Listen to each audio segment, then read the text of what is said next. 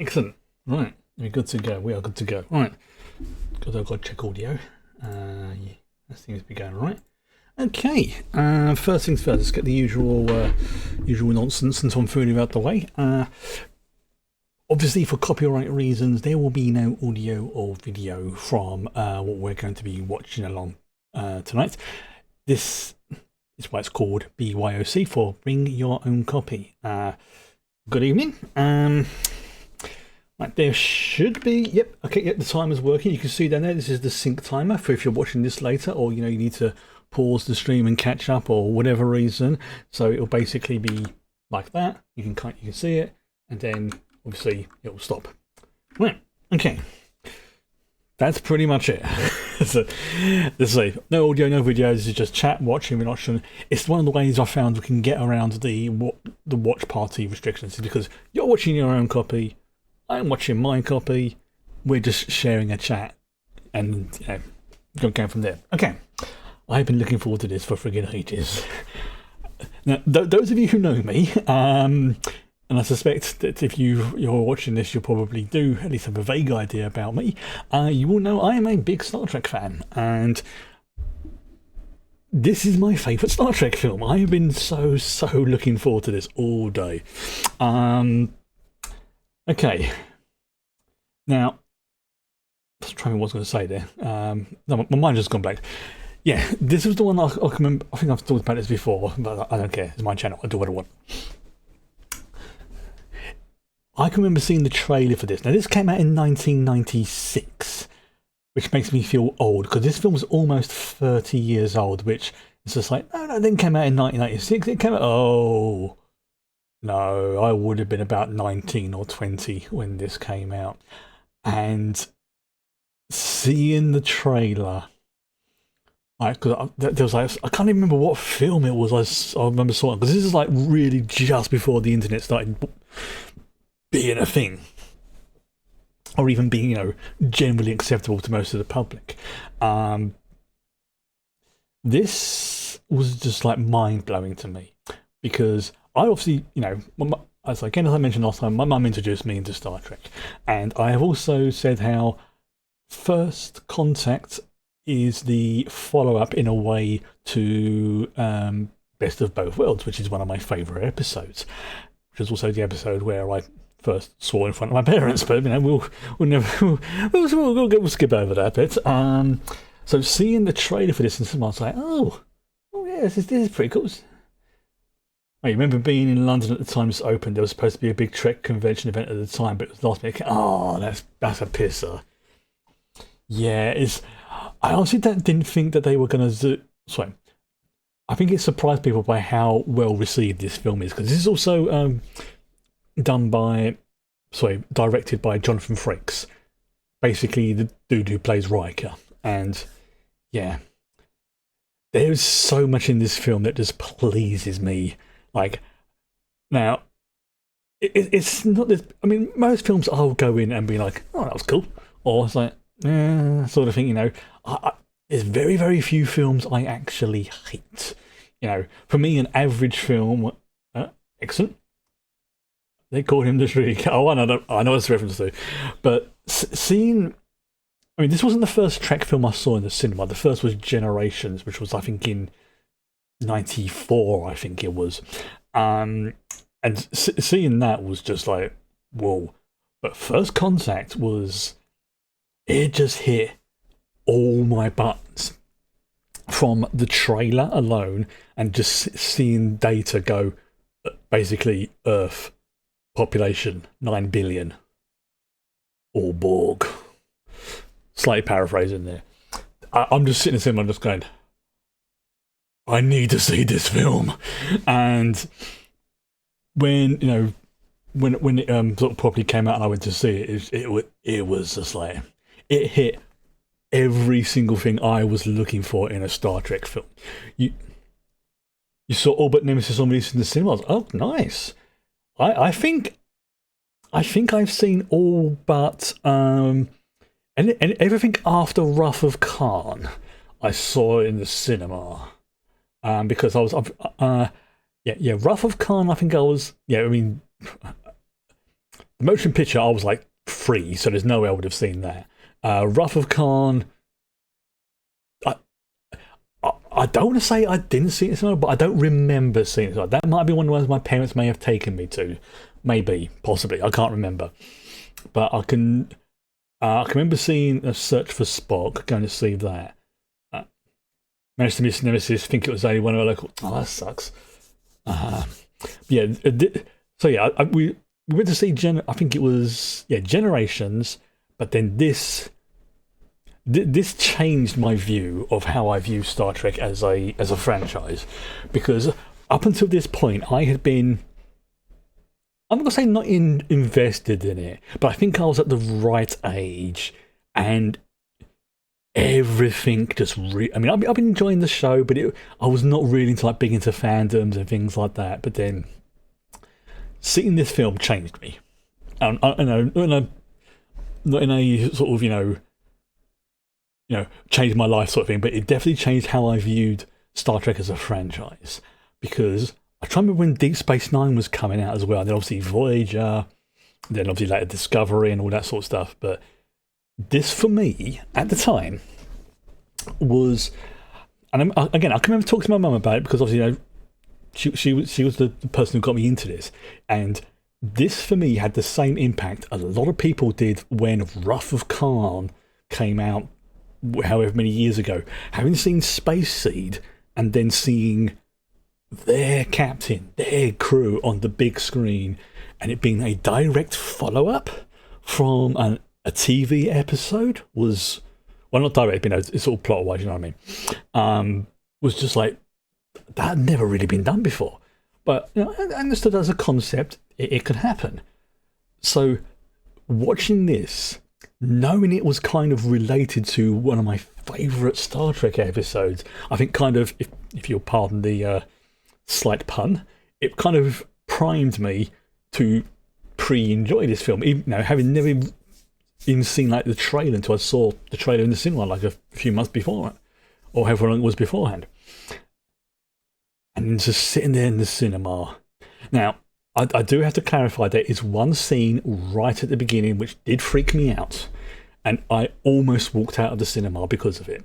Because if you know the scene I'm talking about, I mean, I'm okay with it now because I know it's coming, but this had been not long after, in terms of timeline-wise, when I had the major first lot of surgery on my jaw because of the stuff that was going on, and the real the real phobia of things going into not just dental, but like my head and my eyes was really strong at that point. And seeing that, I came this close to just like, nope, I'm out of here kind of thing. I am so glad. I think my sister was with me at the time, and she saw the scene was coming, she just put her arm on my shoulders, like, don't worry, they're not going to show anything, sort of thing. It's like, And then afterwards, absolutely fine. And then, I think within 10 minutes, less than 10, no, it would probably about 10 minutes into the film, maybe even less than that, I had completely forgotten about the scene because I was just watching what was going on. Now, there's a few Easter eggs in this film. There's quite a few, actually. Some of them you would not have seen at the cinema. Some of them you will definitely 100% not have seen. It's not until it came out on DVD and maybe Blu-ray, and people going there was always rumours of things popping up, like that there was in all films, but you couldn't really sort of verify it back then. But around the time, people kept starting to say, "Oh, there's a reference to Star Wars in this." No, it isn't. And then a few years later, once they managed to get the proper screenshots, and I think they'd talked to the writers and stuff like that, and they were like, "Yeah, the Millennium Falcon's in this film." Now, it is very, very small and very easy to miss, but see if you can spot where the Millennium Falcon is. I'll give you a clue. It's before the main incident in the film happens. I will say no more. I don't want to spoil things, but it will be in the first first few segments of the film. And then, just keep watching it. I kept watching it, and it was just like more and more and more. For me, this is a perfect Star Trek film. Now, some people will disagree, and that's fine. But for me, this hits all the right notes for Star Trek. You have especially for Star Trek film, I should really say. First of all, you have a very gratuitous bit of space smut showing off the ship. You especially as it's a new ship designed for the time as well, considering what happened in Generations. This was the first time on the big screen, the Sovereign class, the new beefed up, almost warlike version of the Enterprise was there.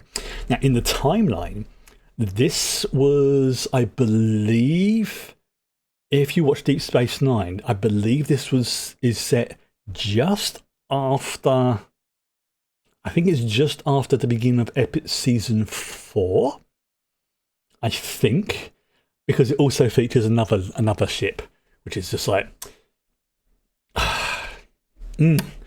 finally get to see a very particular ship doing what she was created to do. And it's like, I'm sitting in the cinema, and when you see this ship, you could tell who the fans who watch Deep Space Nine was, because people were just like, yes!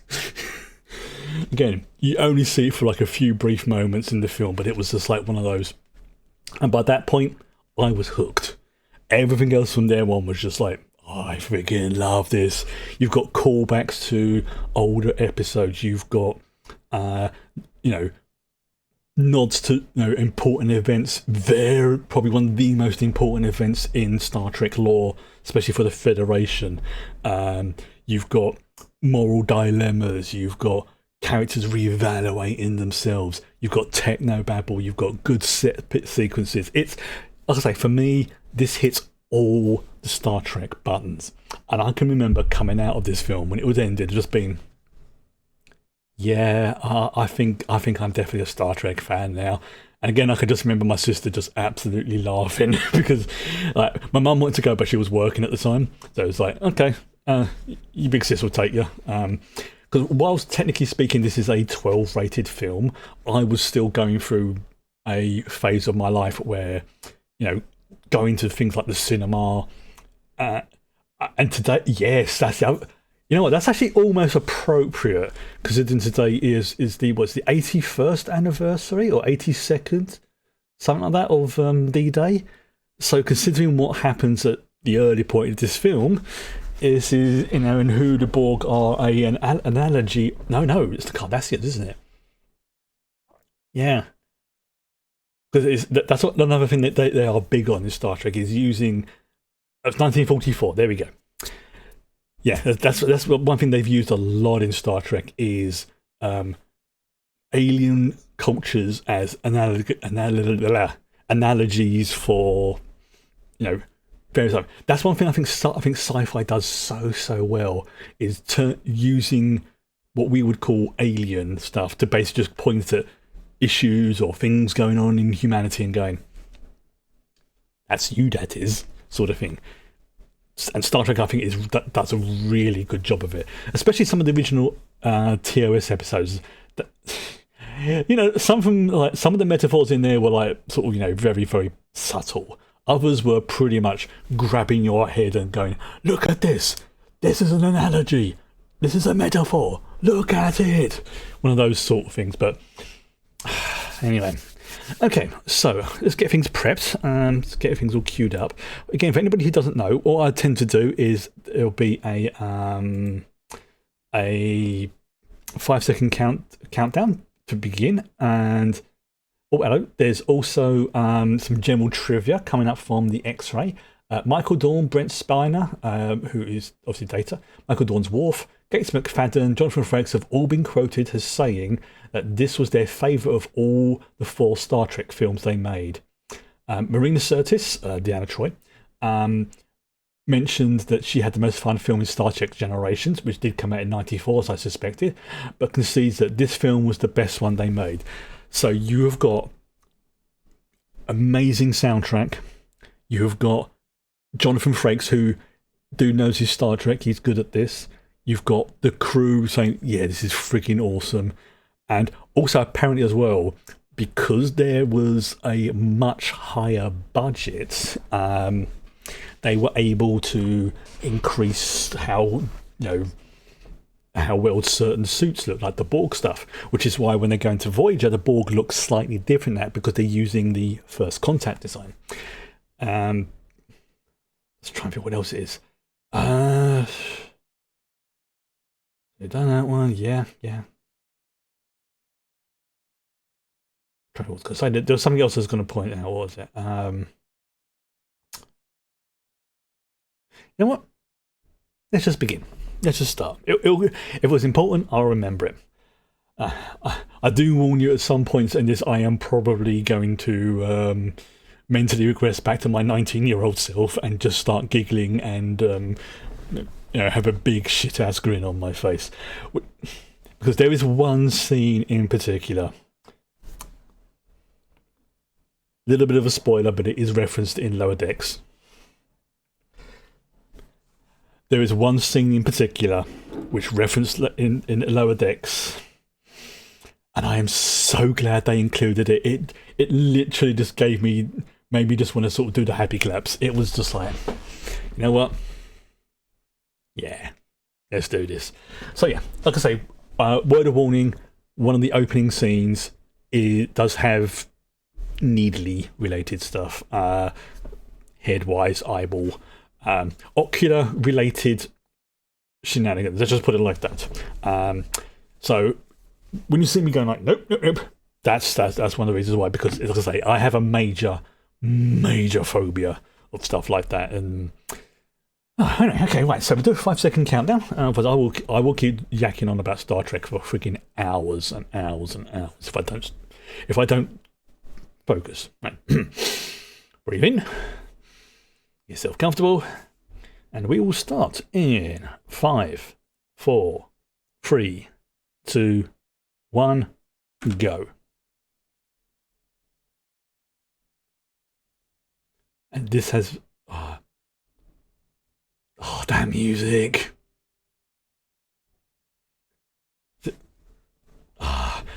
The First Contact thing is probably my favourite out of all the themes from the films. Just all that.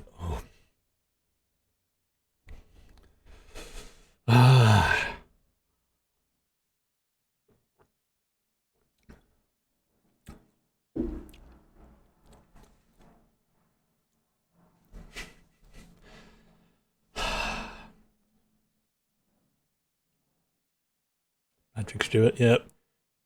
It's a very sort of visually, it's a very non-Trek opening. Because normally they have like the stars and all that stuff going on, but this is unusual for a Star Trek film to start in this way, and there's a reason for that, and you'll see why exactly after the opening credits end.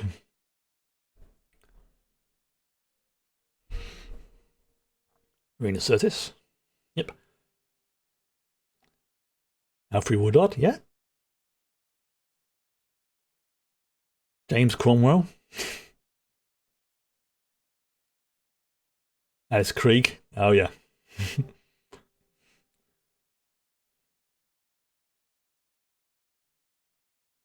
Oh, this music. Oh.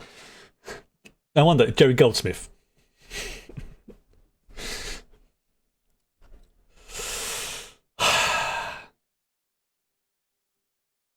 Just like it builds up.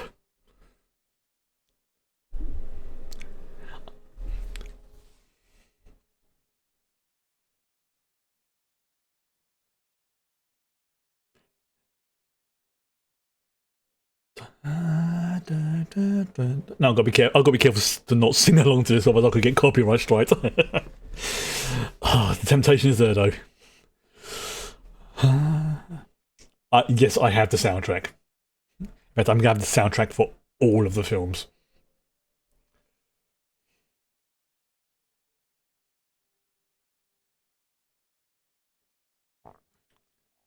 There's some big Star Trek names in this film.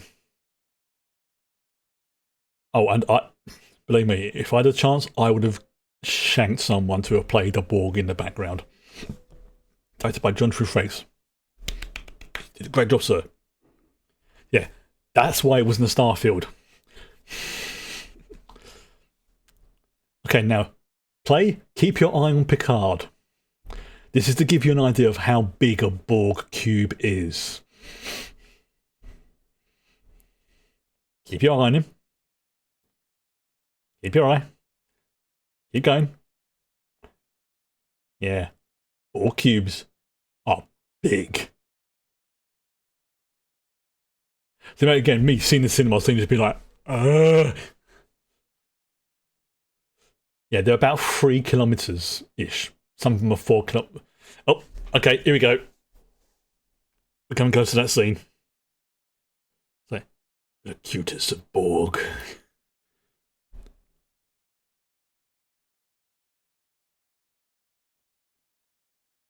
Oh, nope, nope, nope. No, thank you. No, thank you. See, very, very quick, but it's... Yeah. Oh, PU.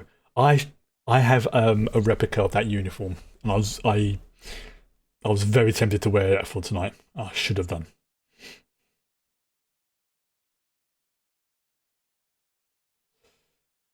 Yeah, and that's what we call a pant filler.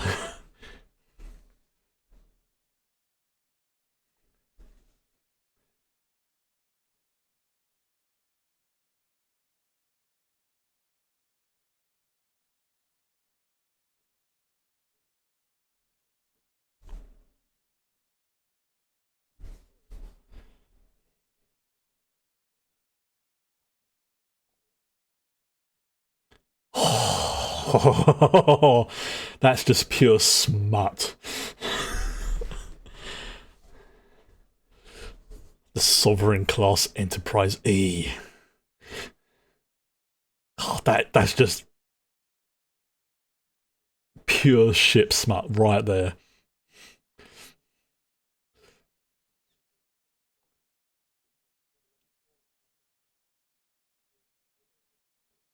I love the Deep Space Nine uniforms.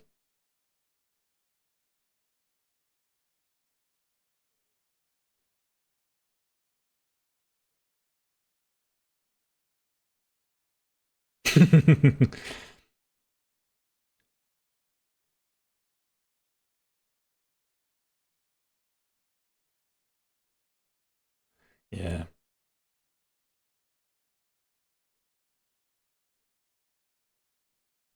Oh, yes.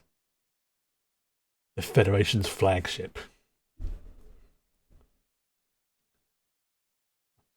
From a technical point of view, at this point in time, probably the only ship that could match the Enterprise is the Sovereign.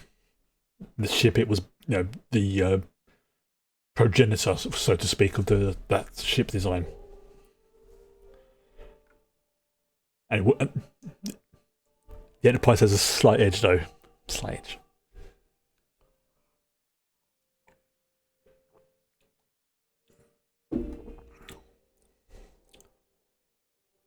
That's such a great shot.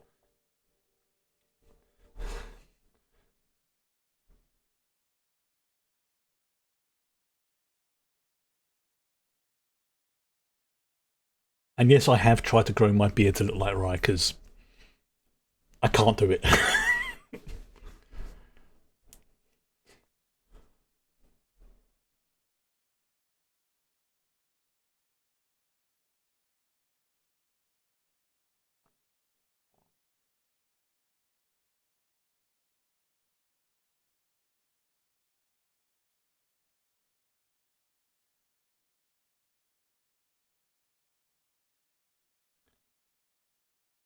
I love that they boom, little bit of exposition, no faffing around. It's like, oh yeah, oh Enterprise, Borg. See, Riker's right. Yeah, there's very little faffing around in this film. Mazel tov. Oh, not that sort of engagement. Oh, look at that bridge design. Oh.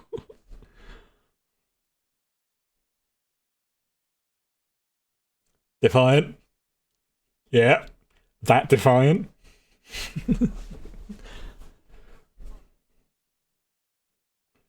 We are the Borg. Your shields and surrender your ships. That your biological and technological distinctiveness to our own. Your culture will adapt to service us. Resistance is futile. So iconic. I love that. It's like,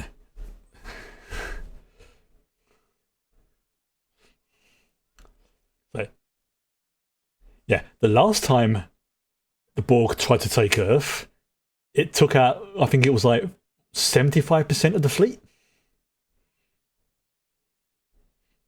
Wolf 359. Basically, it effed up the Federation for a long time.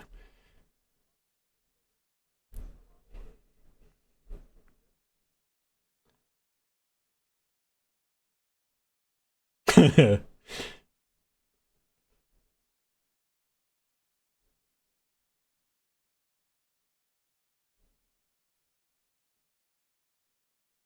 Yeah.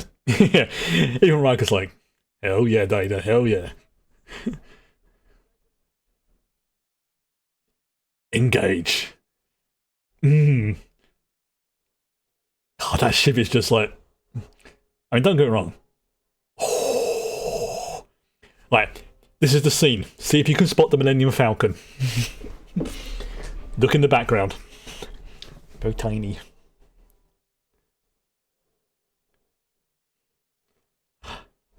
There it is.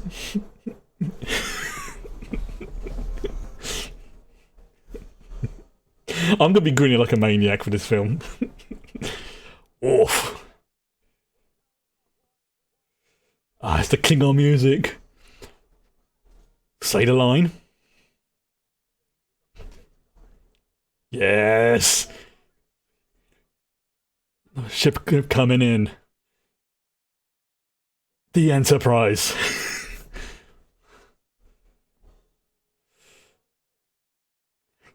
Yeah, the Defiant was created after Wolf 359 for one purpose. To give the finger to the Borg.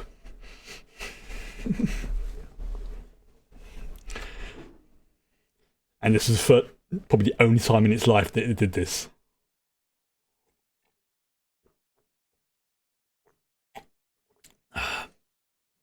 I mean, it does not faff around in this film. There it is.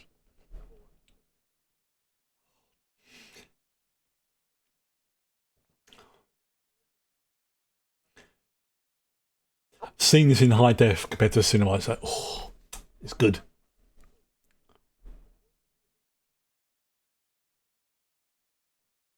And they're like, oh, no. They didn't have this info last time. Oh, that is just.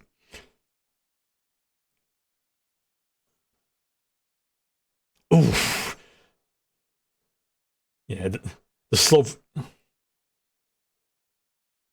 Oh no! Quantum torpedoes. Yeet. Oh. Oh, we lost one starship. Ah, the Akira. Here we go. Shit. This is when things start going pear shape.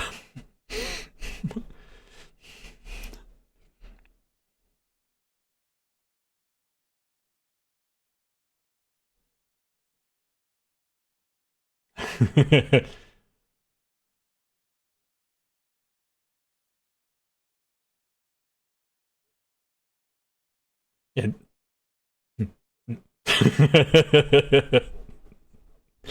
Little. Yes. Yeah. Before this, Worf had been spending a bit of time on Deep Space Nine. Oh, that is just.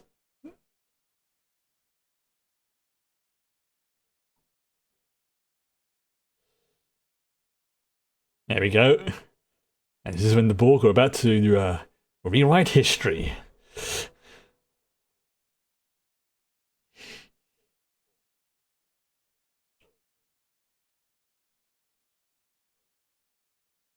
Here comes the line. Look at it.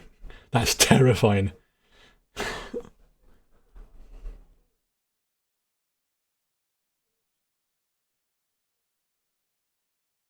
Or Borg.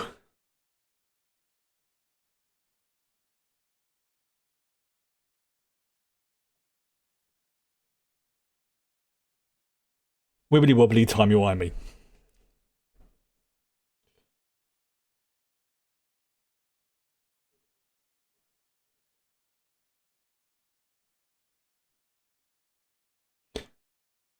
Yeah, I suppose the did part. Yeah. And relax.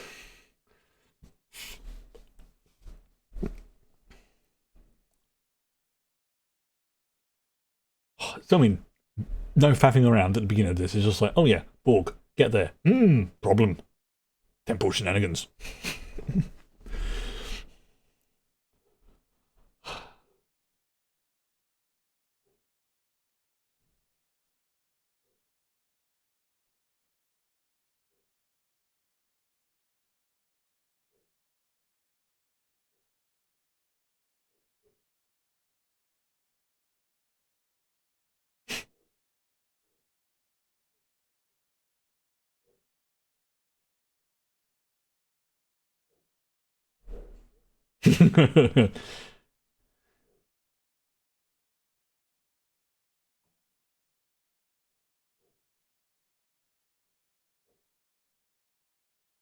hmm. That. Get a few seconds. Okay, there's nothing going on my end by the looks of it. Yeah. So it sounds like it might be a Twitch issue. If you can, try a different browser. If you're doing it on a browser.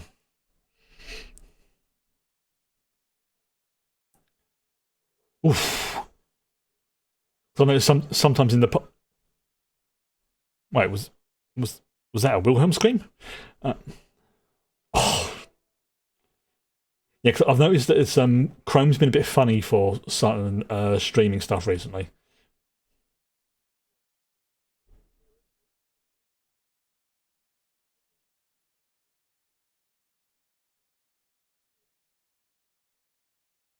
Mm.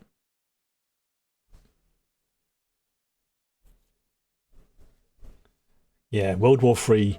Not fun.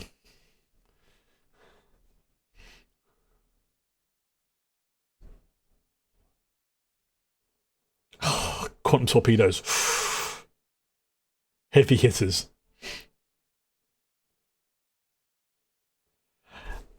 and this also ties into an episode of Enterprise as well, and Voyager. As Seven herself said, it's complicated.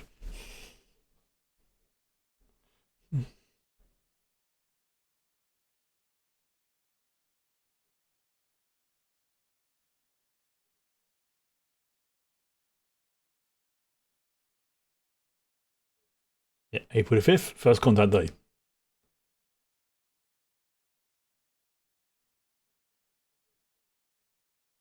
He said the thing.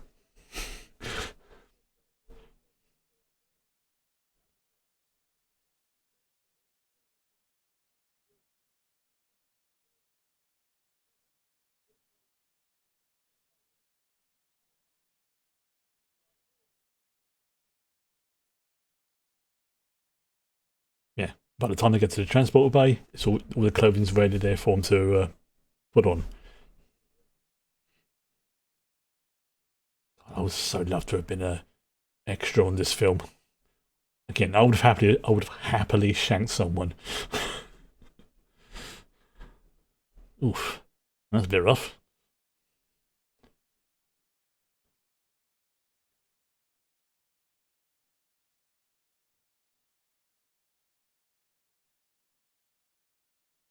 Oh shit, he's dead, Jim. Ow! That's like a full-on girder right through their chest. Ow!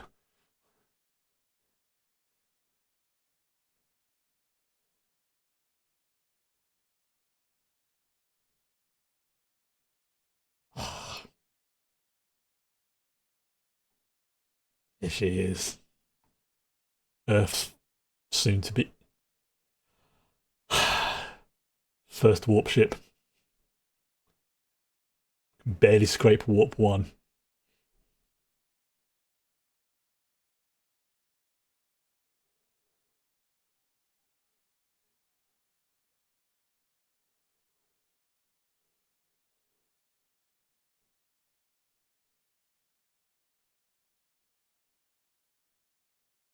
And then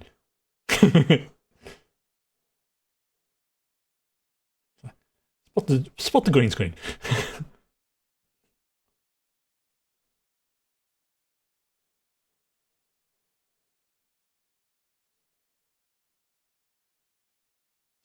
Ah,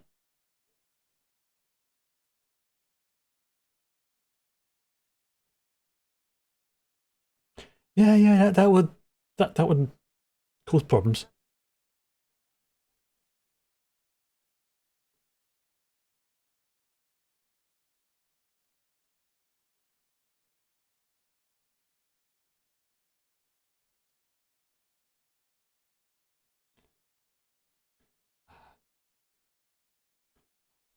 'Hypersprays are such an amazing thing. They're just like pff, goes through clothing, goes through skin, still works. Absolutely amazing.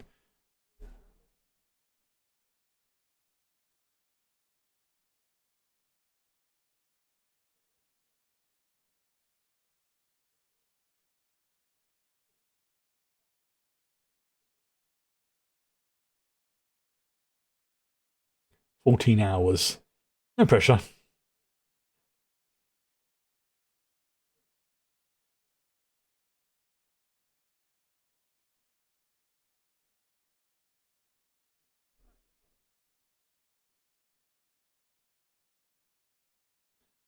It's,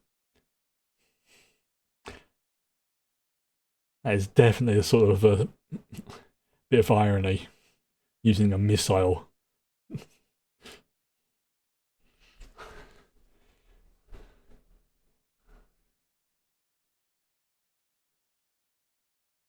Mm-hmm. Yep.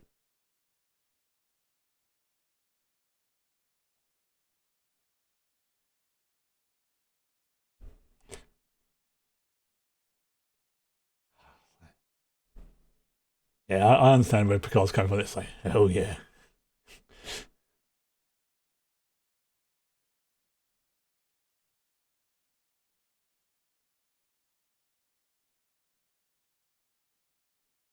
Just like carve your initials on it.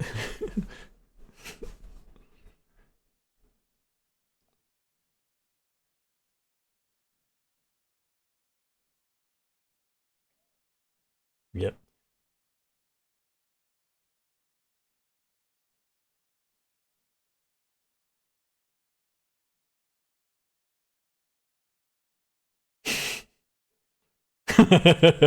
Her face.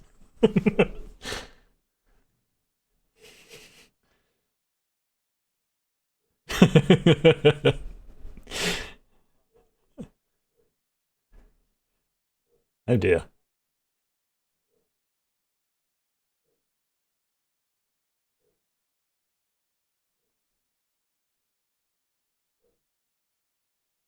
Ooh, that's a pickle.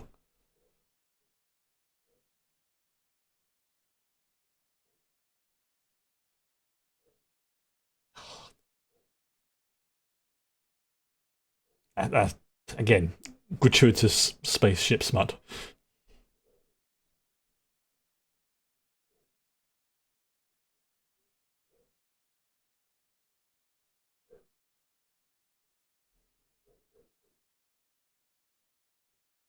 What was that?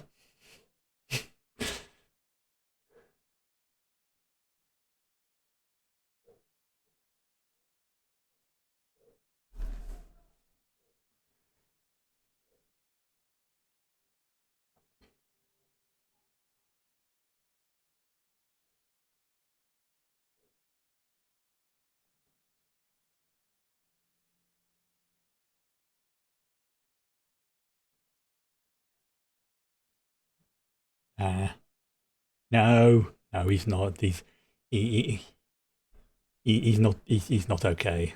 He's very much not okay.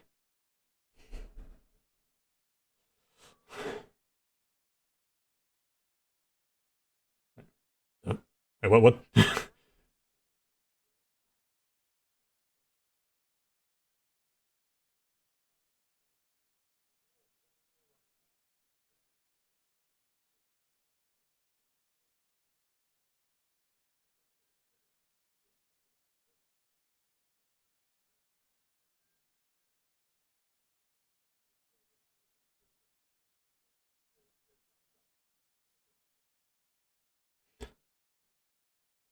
Hmm. Oh, Ruckus was like, all right, weird, but whatever. Oh, there's a reason why it's warm.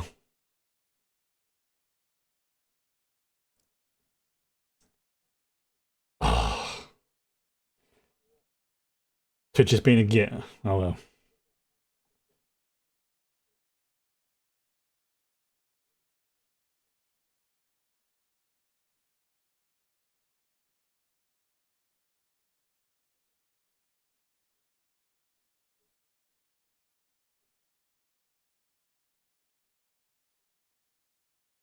That is warm.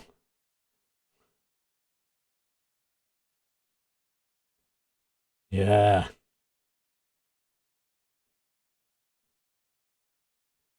Mm-hmm. Yeah. So them travelling back may have caused the problem. Like I say, temporal tomfoolery and shenanigans.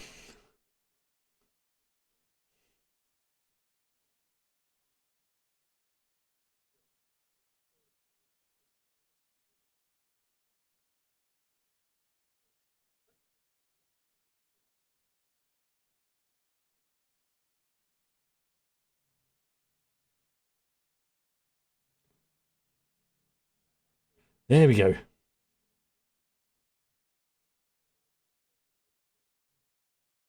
Good move.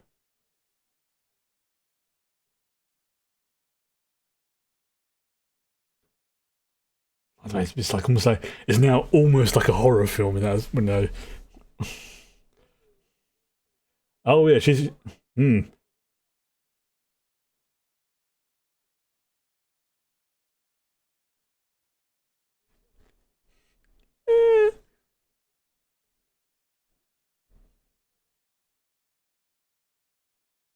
It's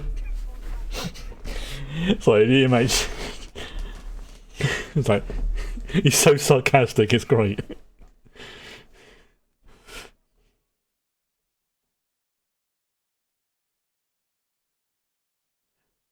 I mean, from a hygiene point of view, a horror doctor is a great idea.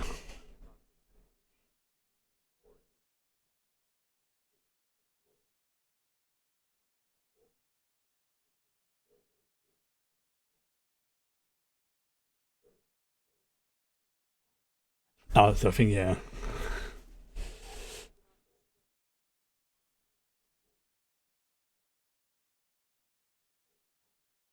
Jeffrey's tubes, great idea. Bad on the knees.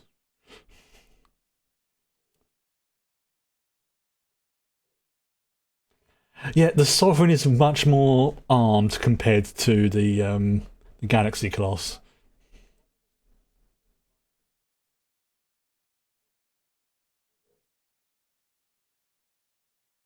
You don't want to be doing that.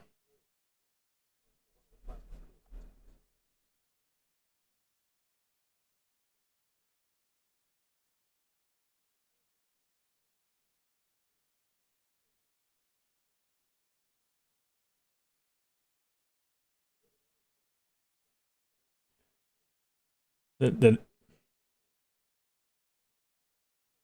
Yeah, the Borg adaptation is freaking terrifying.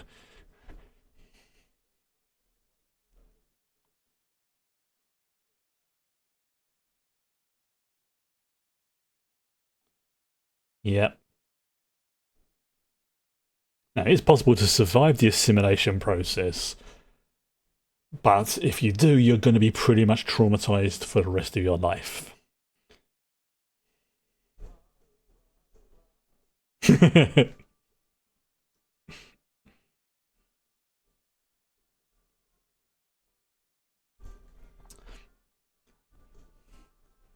soundtrack in this is pretty good.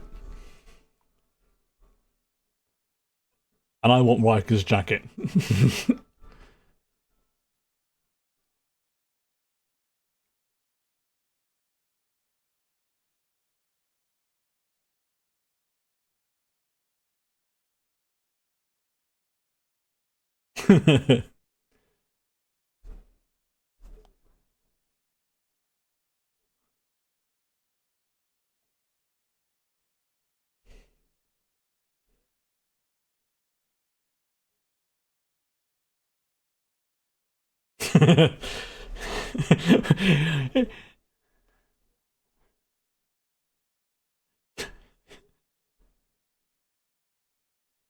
Yeah, if I'm right. I think Janice doesn't have as much of an alcohol tolerance because being in Starfleet, they don't have proper alcohol. They have synthol.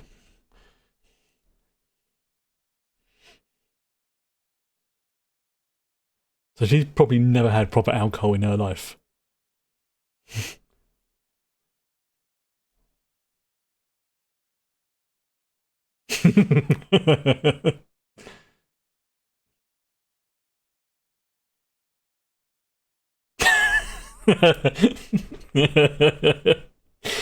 Honestly, I really like the relationship between the characters in this film as well. Tequila, yep, that's gonna hit you hard if you've never had alcohol before.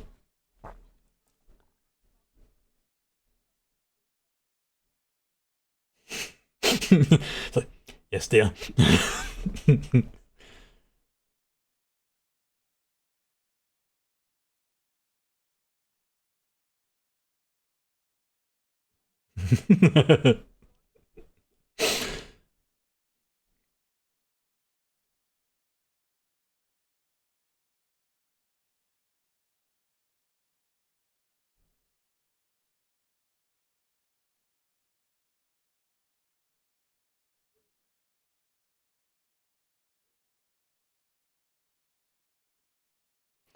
Oh yes, the jukebox is only one song.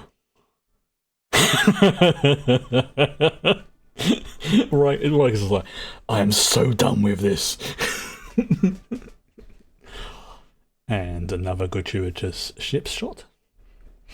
Mm.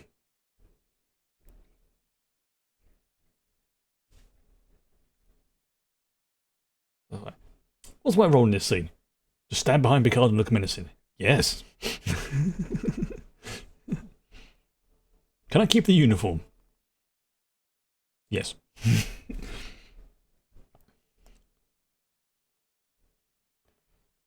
Seriously, if they let me keep the uniform, I'd take a pay cut to do it.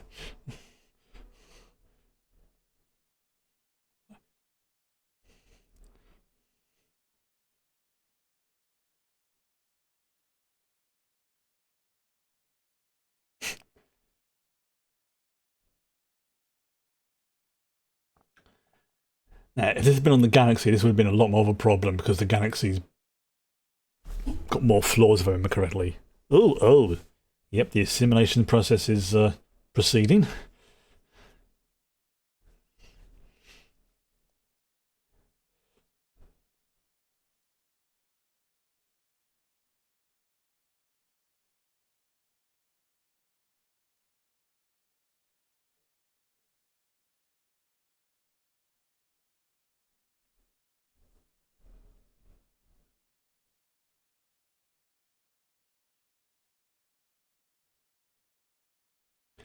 Yeah, being able to being able to like, turn your emotions on and off like that would be very helpful at times.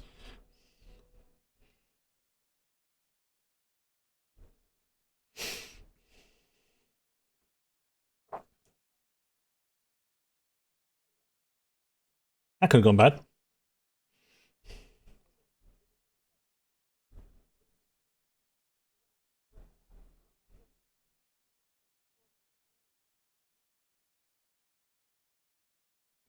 Yeah. You don't want somebody like who doesn't really know what's going on wandering around the ship with the Borg on it.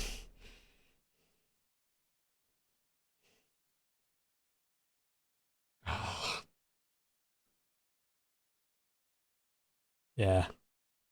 And unless they think you're a threat.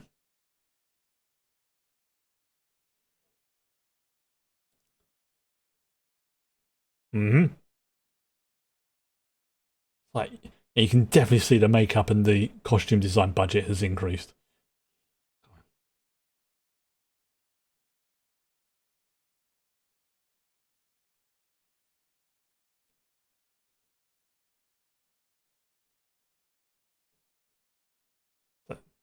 The fact that they're literally turning the Enterprise into a Borg ship is just like, damn.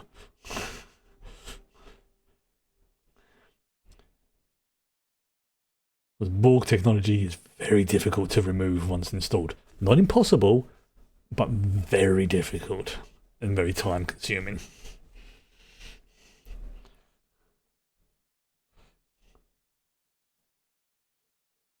It relies a lot on like nanotechnology, so you think you've got rid of it all? You probably haven't.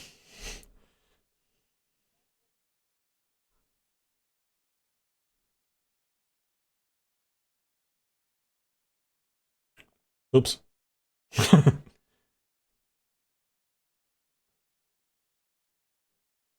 The sounds that go along with it.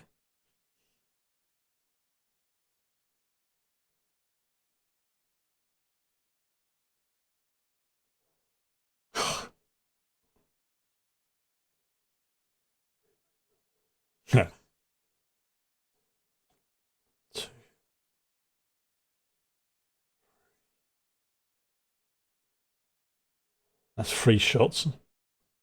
4, 5, 6, 7, 8, and they've adapted.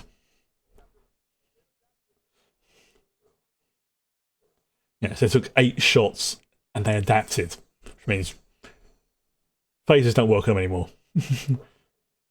And what one Borg knows, all Borg knows. Hive mind.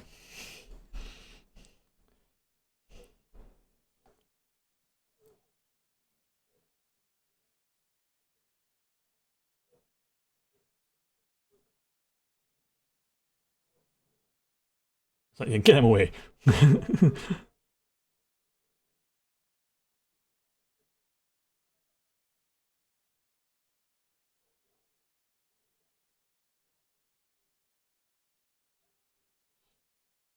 And door closed. Well, that's unfortunate. Oh, that music as well was like, oh.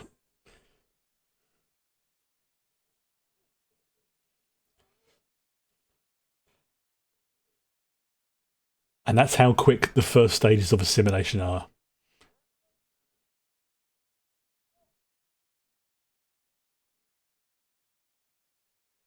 It's like I say, because of the nanites, it's like they literally start converting your own body into like the first stages of a Borg, then the additional stuff on the outside. It's nasty.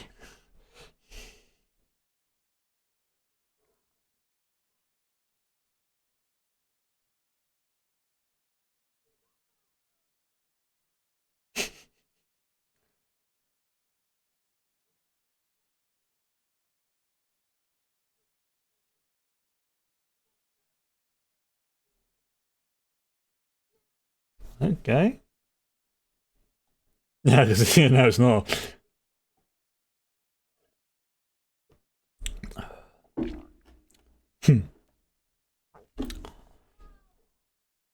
Yeah, I mean,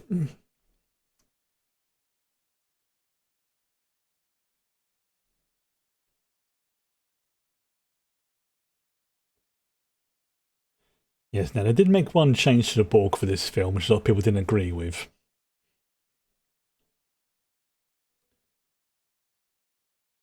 But I understand why they did it.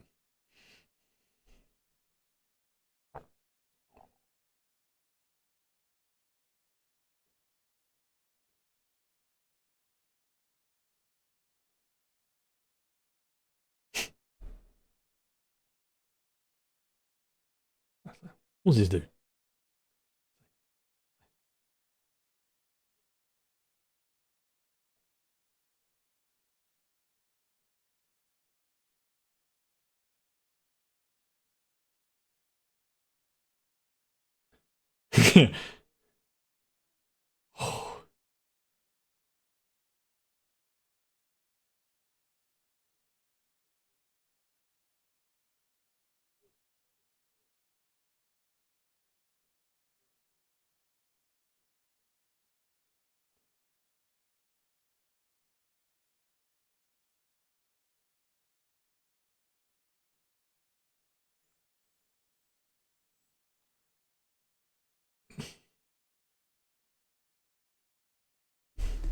No, not a fan.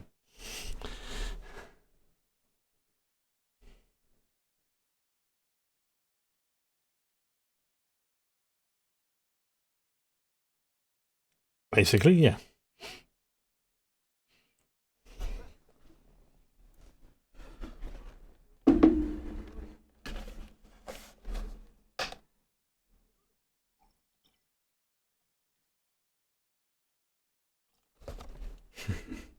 Yeah, because she's in orbit. You'd be able to see her.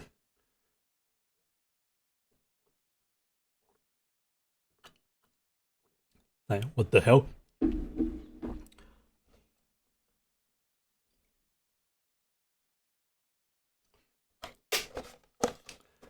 No. Is it now? Is it a trick?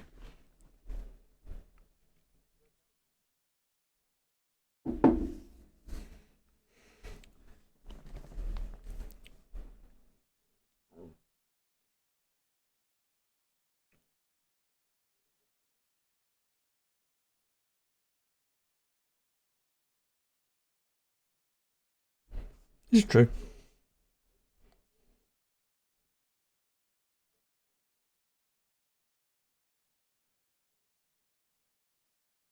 Hmm. Yeah.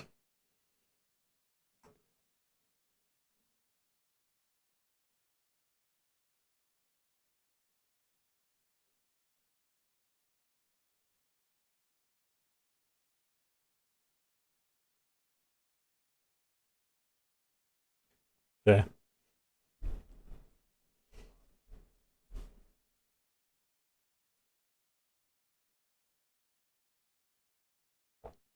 Yeah, because they have their own version of the Prime Directive. And Earth just went, hello.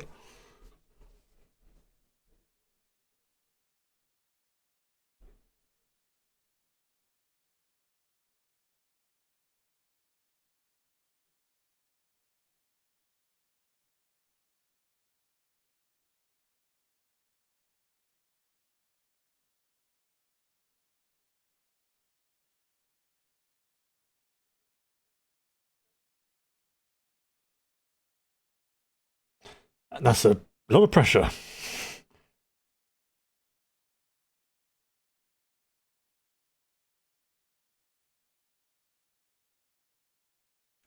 He said the thing as well.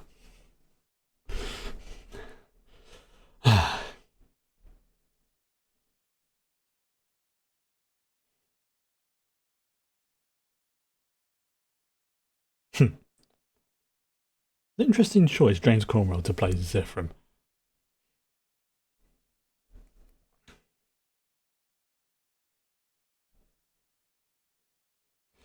I think Zephyr shows up in the original series as well, but as a younger character for reasons. And they've adapted.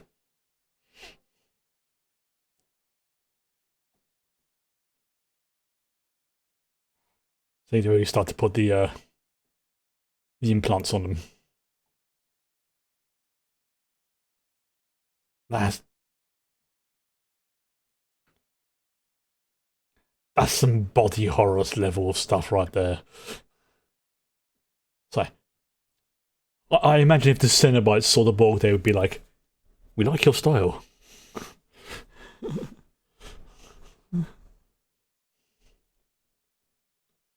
Oh, that's a terrifying thought. Oh, I forgot that's. Oh, that is such a dope scene. Like, just blackness and then the lasers. Oh.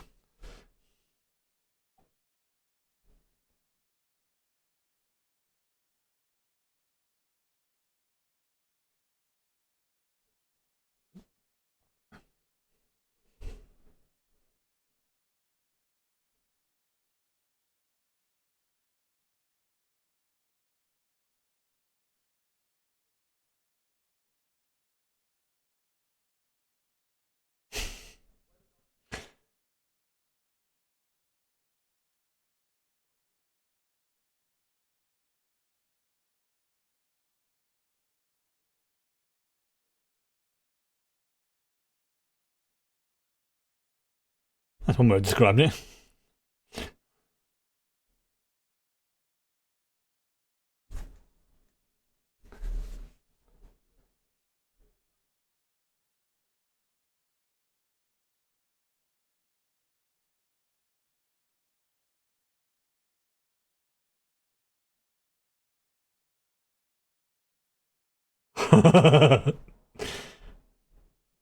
Force fields.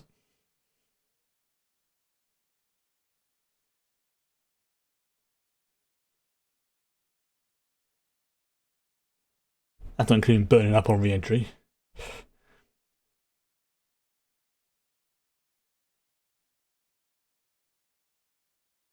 Like, what the flip?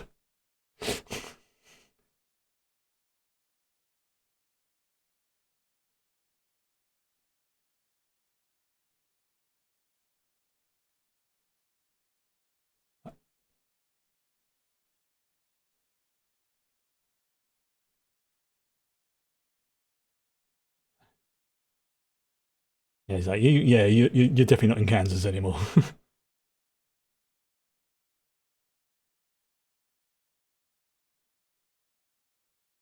The first contact theme in the background again.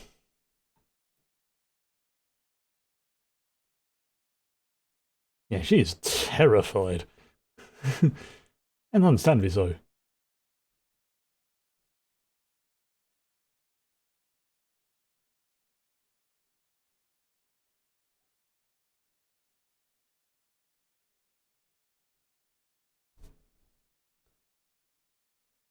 Yeah, this ship's about 500 years in the future.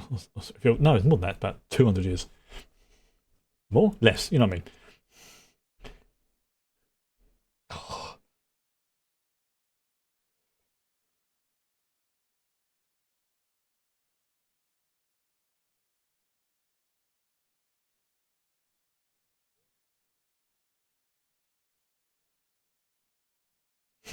I mean? They are now.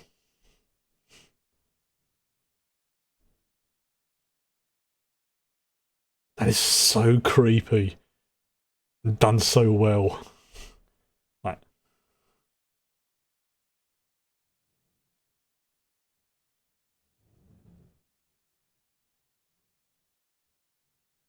again, the Cenobites would definitely approve.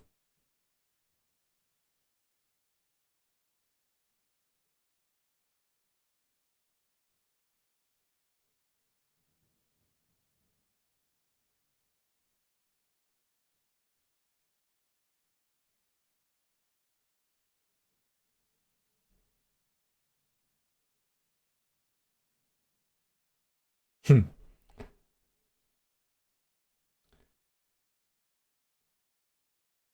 Right, I think the way they explain it is like she's basically like an emergence property or something like that. Like it was going to happen at some point.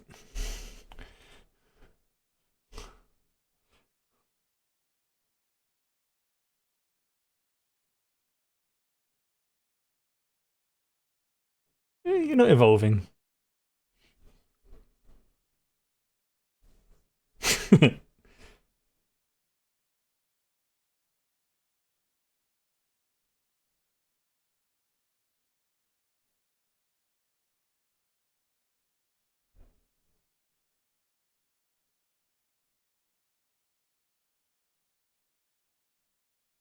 Oh my. And that's his motion chip turned back on again.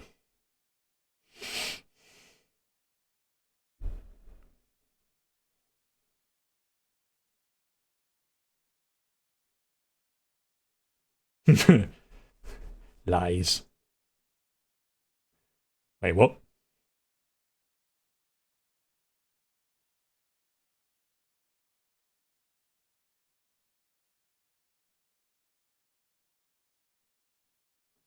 As we start stream up. That's bizarre. It's got to be a Twitch error then, because it's. I say I'm getting no error readings on my end.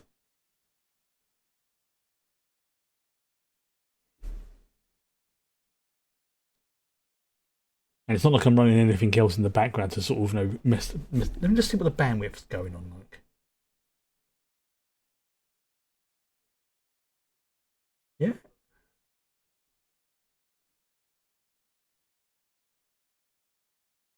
Yeah, I'm running on like minimal stuff there because it's basically just the chat and the camera that's running. So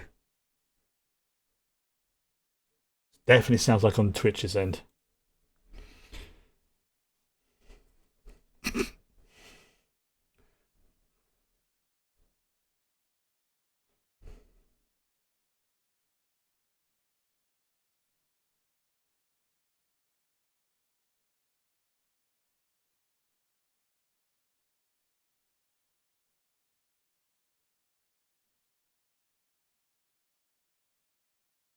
Yeah.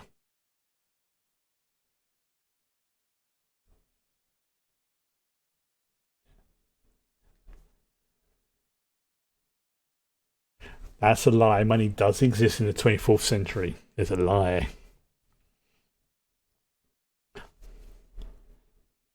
It does exist. It's just not to the level that we have in this century. Yeah. Because there's cultures that exist outside the Federation that do use some kind of capitalist-based system, like the Ferengi and the gold-plated Latinum. But money as she would understand it, yeah, that doesn't exist. So the way they described it is the Federation is essentially a post-scarcity culture in that, for the most part, people don't really need to worry about basic day-to-day living. Working now, once you pause the movie, now a bit out of sync but functional. That's very strange. It's got to be some kind of Twitch thing. Got to be. I mean, I've noticed it myself as well. There has been, like, when I've been watching streams, like the last week or two, there has been some weird glitches. Say, I would not be at all surprised if there's some tech issue going on with Twitch at the moment. It happens. Yeah. Holodeck, such an amazing concept. That and the replicators, because what people don't realise is in Star Trek, now, a shiny gold star if you can figure out which other Star Trek character this gentleman has also played.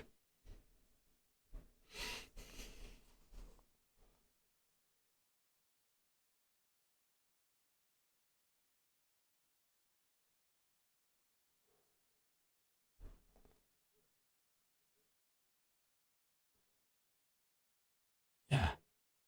Yeah, so I was saying, basically, the holodecks and replicators are kind. Well done, a gold star. It is Neelix, yes.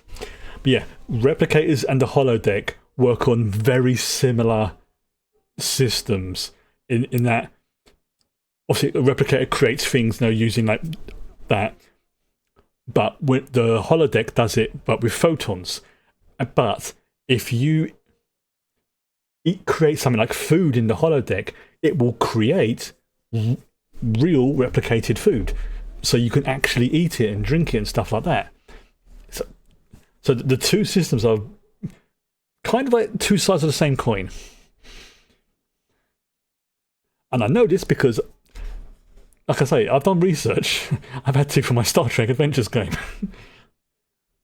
which is what I'm classifying this as well. This is research. I've actually started work on beginning the prep work for my next campaign for Star Trek Adventures.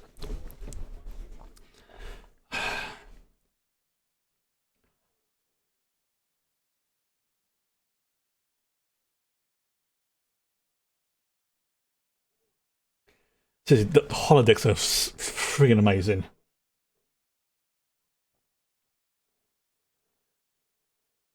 Ah, okay, that makes, yeah, that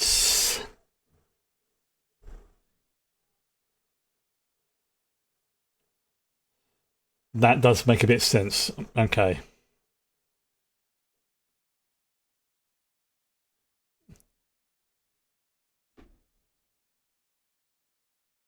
Yeah. That's the thing, it's very unusual. And then the trouble started. Yep.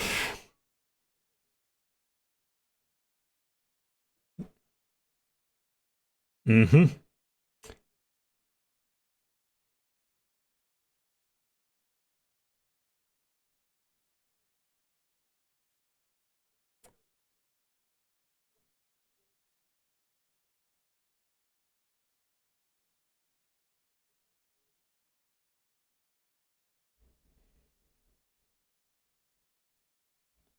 And it's like, hmm,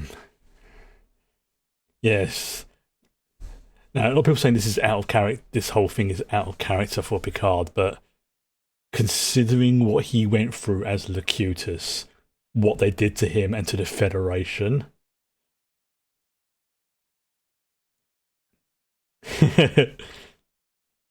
Barclay.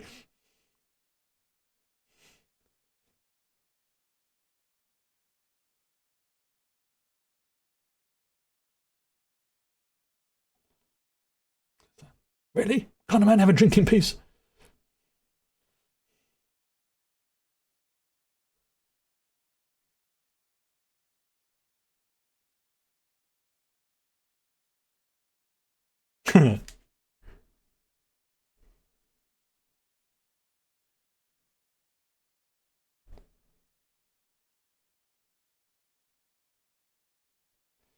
Mm-hmm. I mean, yeah, he literally built Earth's first warp drive.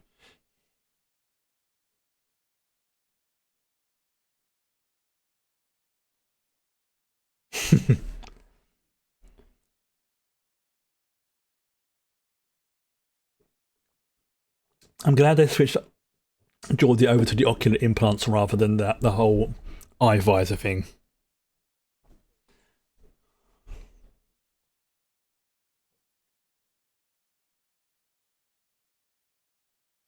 So,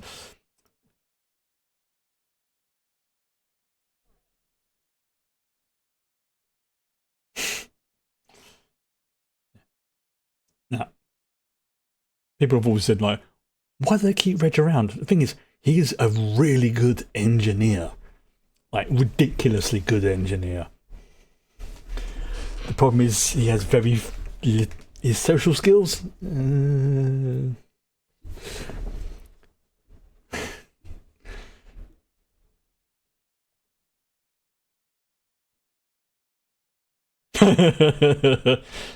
Oh, great. They named the school after me. Fantastic.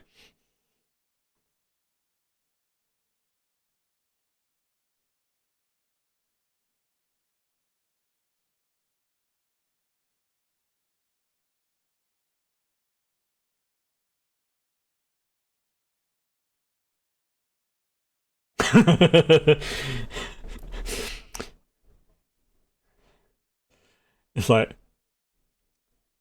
yeah, one of the most important people in Federation history. Everyone, sort of bigs him up, and then when you meet him, it's like, no, dude's an arsehole.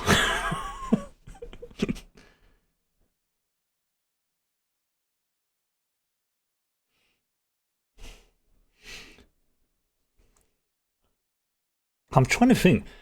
If this is like in what, 2063, I'm trying to think how old Zephram Cochrane is when.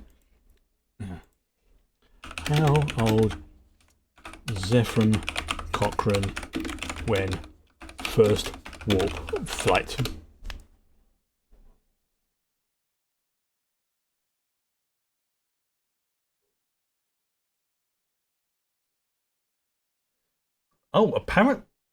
Apparently, according to the law, Zephram Cochrane's supposed to be about 30. No, that character is not 30.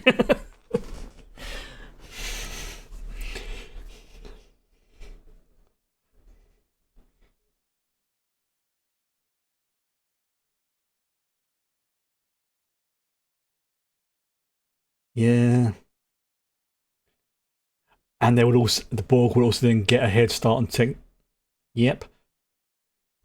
I mean, think about it. If the Borg in this century, where the Enterprise is now, gets their hands on 300-year advanced tech before they're supposed to, imagine what that would do to the rest of the galaxy.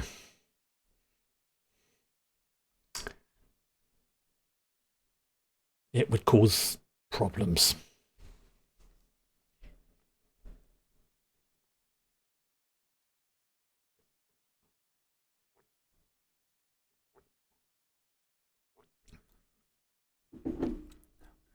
Zoom and enhance.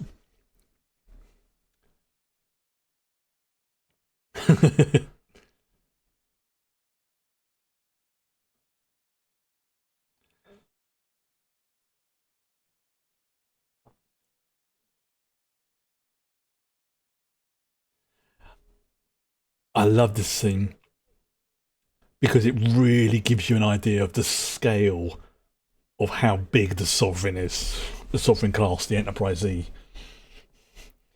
Because you rarely see these sort of shots. It's difficult to always get like a sense of scale. And you said, no, the ship's like about, what, 700 meters long? 7.5? 7,000? Yeah, 750, something like that. Yeah, just look how big this ship is. Yeah.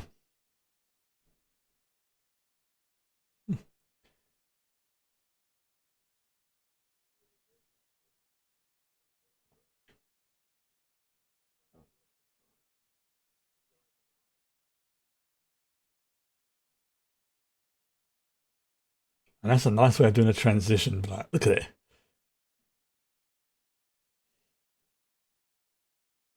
Yeah. This is why they have turbo lifts and stuff like that. Could you walk internally from one end of the Enterprise to the other? Of course you could. Take you freaking ages though. Ew.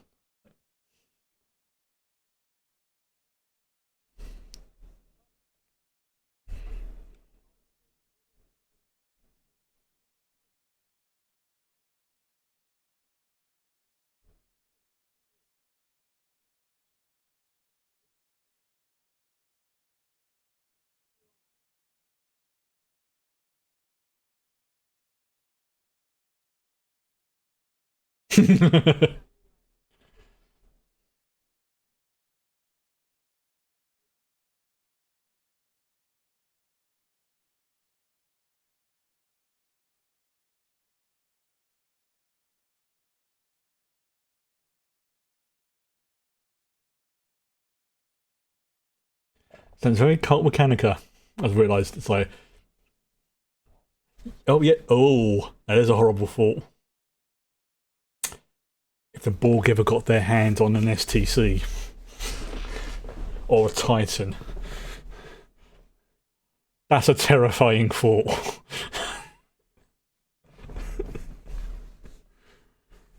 That is just legitimately terrifying. An assimilated Imperator Titan.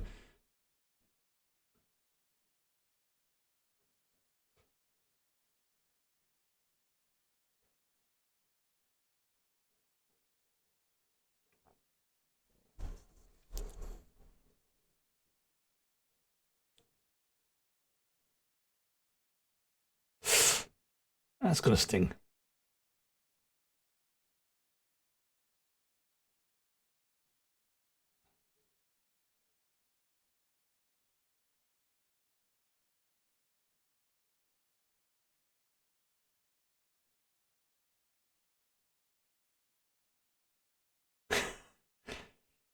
She's manipulating you.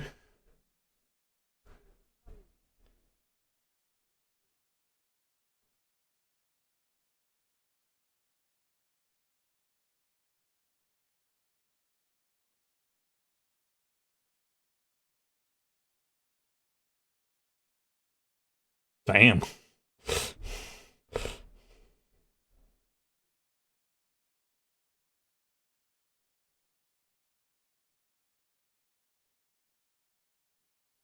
Give it. Give it.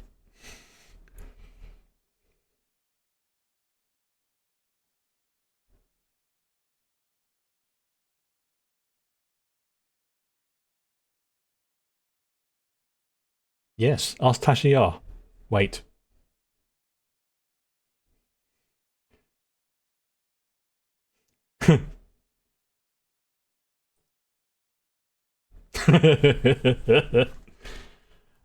Multiple techniques.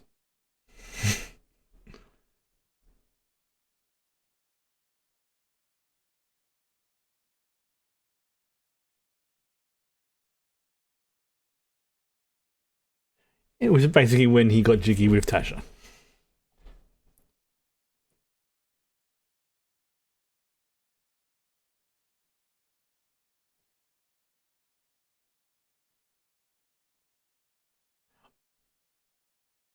I wonder, they've got to put something like on the makeup on Data to stop it, the gold paint and stuff coming off, for scenes like that. Otherwise, that would look very awkward to like the poor queen with just like a gold around her lips. It'd be like, hang on.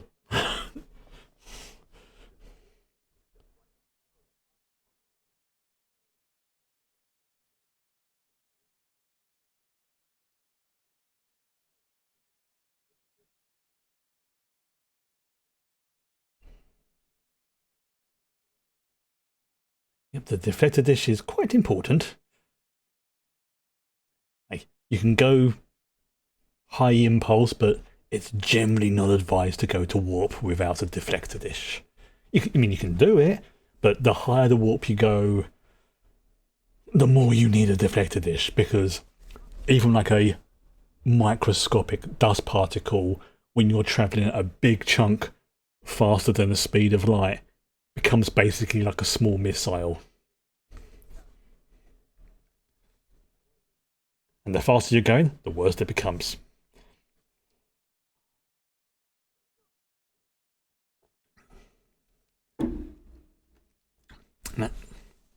Yeah, it's not fun.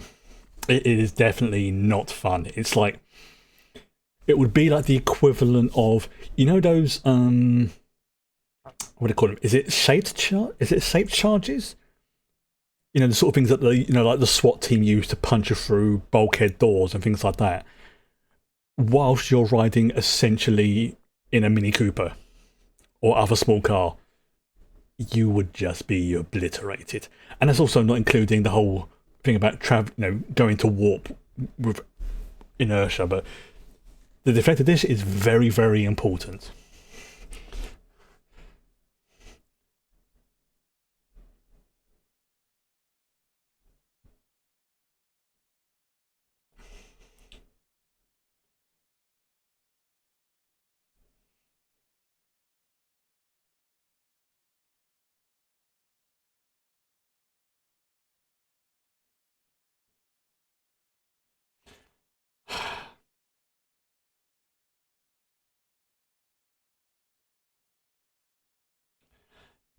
I think there's nothing I've always liked about Star Trek as well. Now thinking back on it, is it's not what I would call hard sci-fi, but it has that just enough to, it's like, look,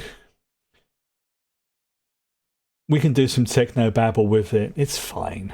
It's absolutely fine. Like the whole thing with transporters, it's like they even said, "How do the transporters work?" To which they replied, "Very well," because but it's also inspired so many like real life tech, like data pads, so-called quantum computers and stuff like that, all because somebody's been watching that Star Trek episode and gone, you know what, that's actually probably possible. And like the whole thing with the warp drive is based on a legitimate FTL hypothesis. I believe it's called the Albuquerque drive, I believe. And essentially what it does is it shrinks the space in front of the ship, or warps it, and expands it behind. So it's like, and it's almost like a wave type thing. But it's not exactly like that because they use warp bubbles and other stuff. But it's loosely based on a real hypothesis, and that's basically what Star Trek is.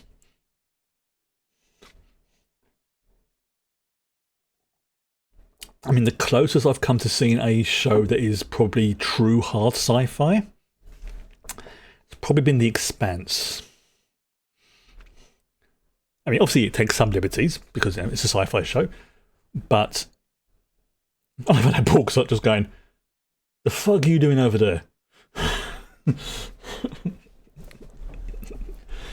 yeah, The Expanse is probably the nearest I would say to being a realistic sci-fi show. Because that's obviously the thing with science fiction. It's science fiction.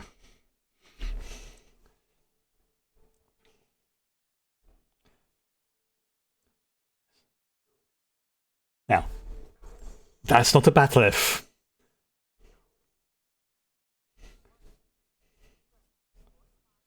The bat'leth is the big one.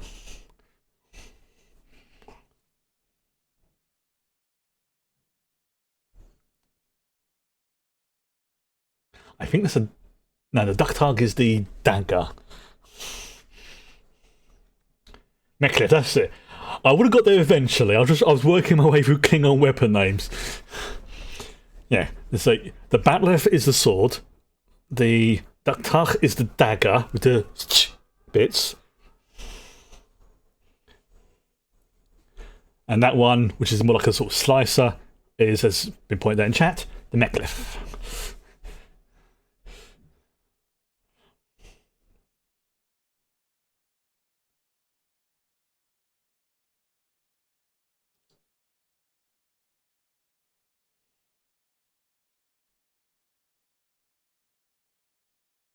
God, that is seriously. Imagine you're playing that Borg. It's like, right, what's my motivation for the scene? Walk towards Picard menacingly. Yes.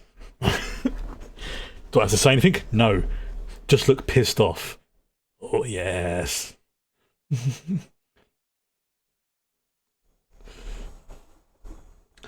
Seriously, I would have freaking loved that role. Like, I don't get to say anything, and I get to be a Borg. Yeah, sign me up.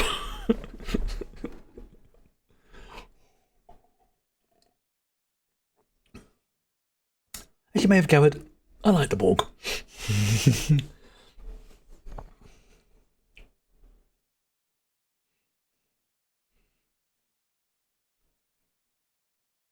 I may not agree with some of the choices they made when designing them, but overall, yeah.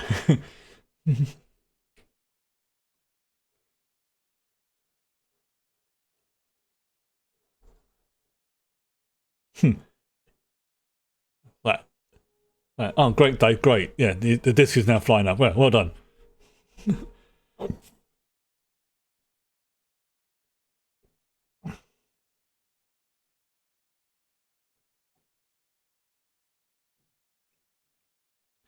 Yeah. And you think about it, they basically started using his own suit to assimilate him as well. That's pretty messed up.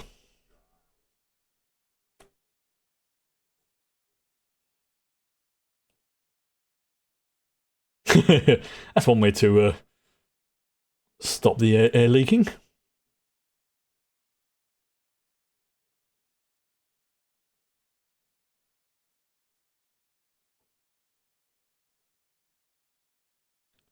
Oh shit.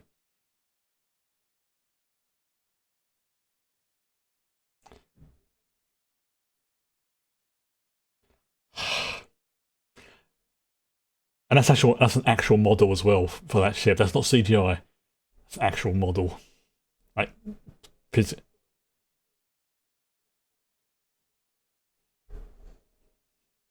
yeah. There was a little bit of a cheer in the cinema when that happened. It's like, yeah, bit of fan service and cheesiness, but we don't care. Yeah.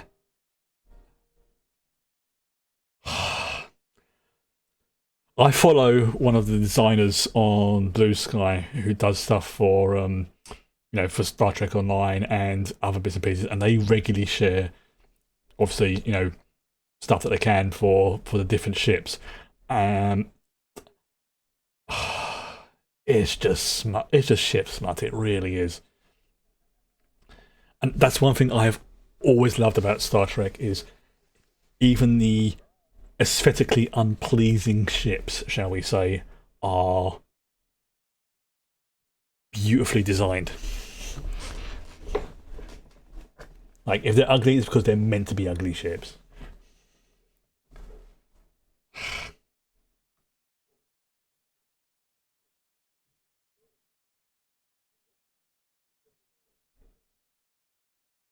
Fifty 50 million on the moon. Yeah.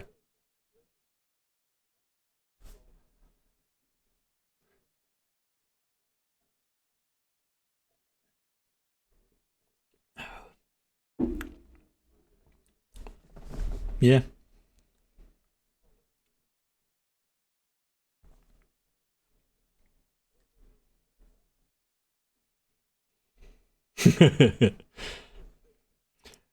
That's it. I mean, to be fair, Riker's like, I am sitting in the chuffing Phoenix with Zephyr Cochrane.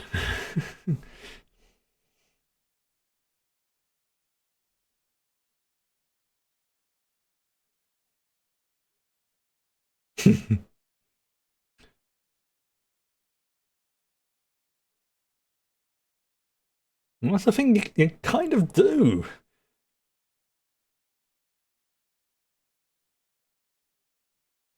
Just not on Earth. I think it's what Alpha Centauri he retires to, which it, which I think is something like what 3 or 4 light years away from Earth, something like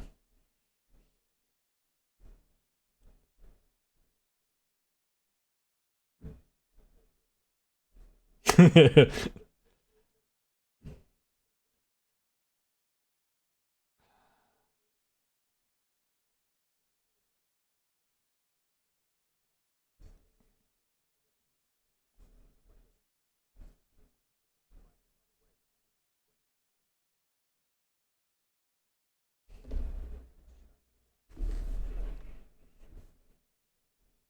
Yeah, hand to hand against the Borg. That, yeah, even Worf's like he barely survived a fight hand to hand against the Borg, and he's probably the strongest person on the ship.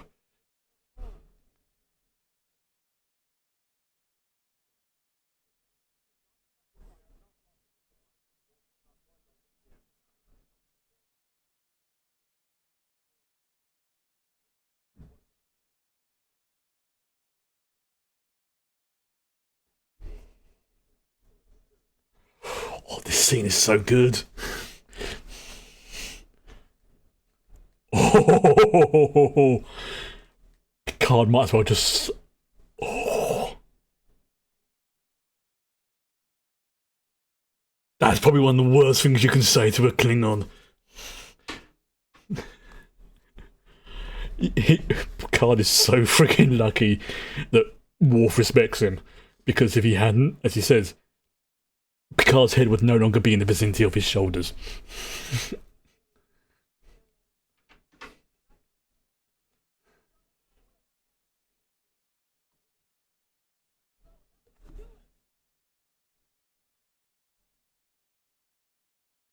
Yeah, she's like, whatever.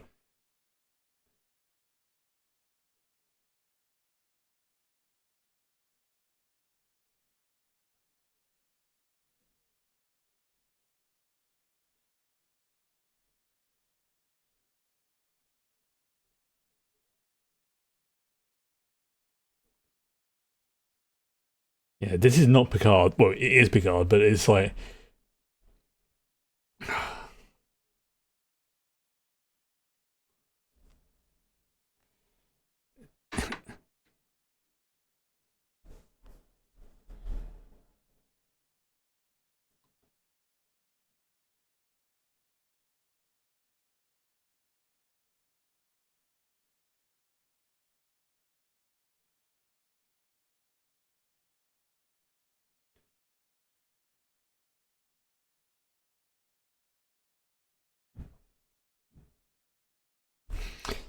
yeah.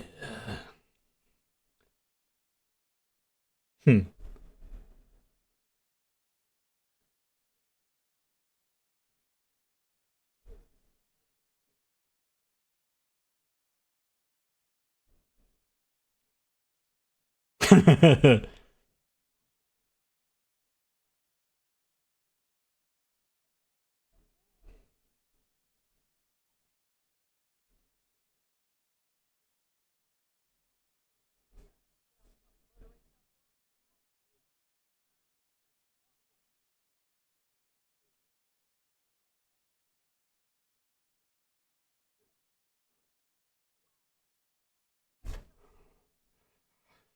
I think she's so right in this scene. Which is quite funny because Patrick Stewart has played Captain Ahab, which is quite amusing.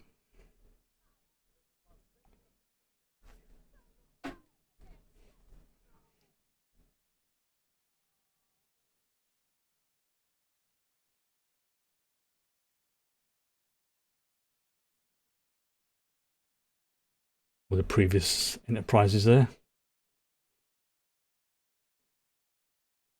including the Sovereign.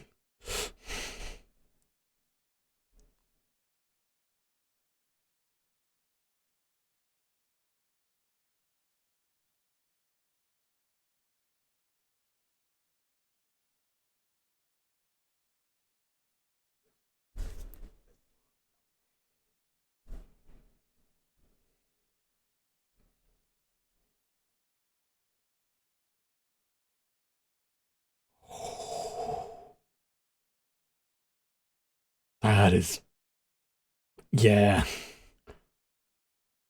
Like I say, this film just hits all the Star Trek beats for me perfectly.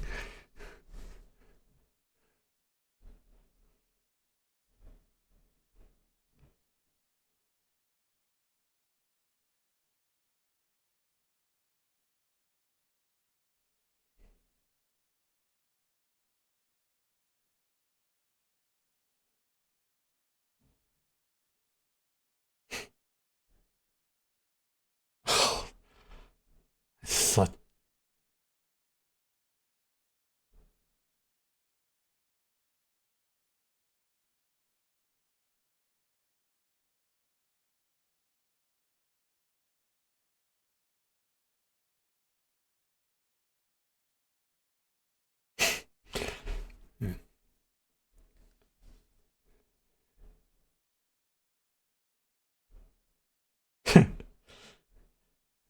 honestly, she gave him the verbal slapping that he needed.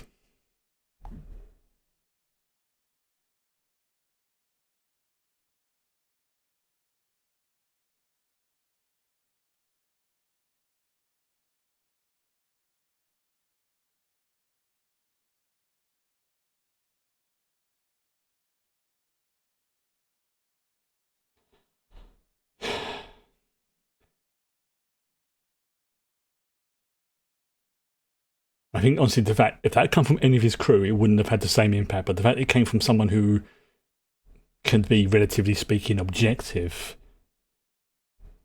I think it's like it hit him harder.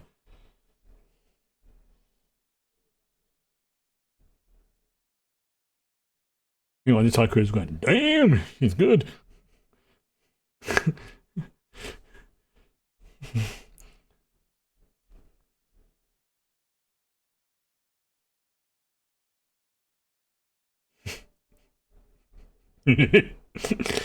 I so love that they referenced this in the lower decks.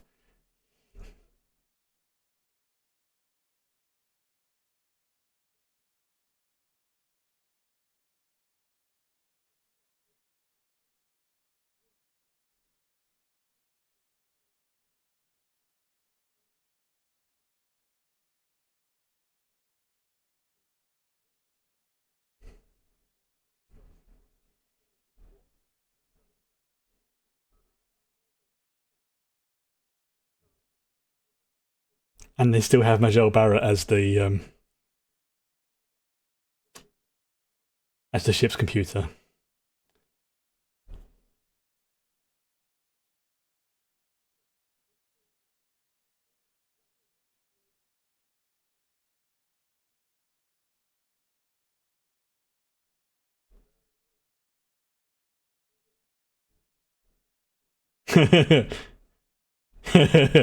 Oh yeah, at least up to J.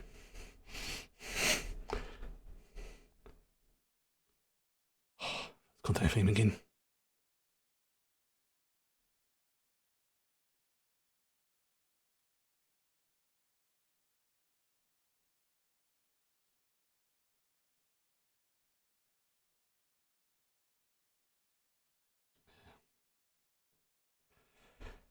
Yep. Yeah, you got his little sort of comment back in, accepted the apology. See, that's Klingon honor. That's how it should be. Like, yeah, I'm giving you a chance. Don't mess it up.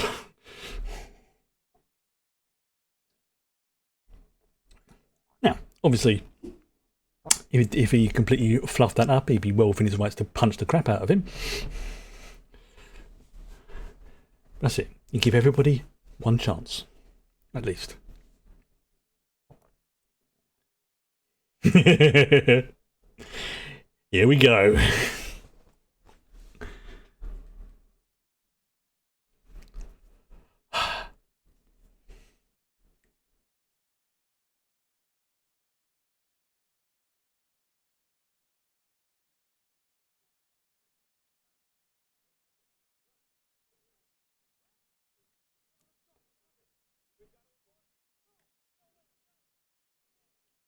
$11. Rock and roll. Oh yes. That scene's never going to get old.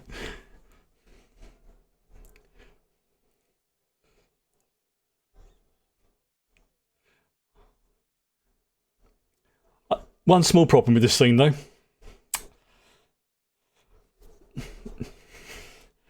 Those people would be dead if that rocket took off from that distance. The shockwave alone would kill them.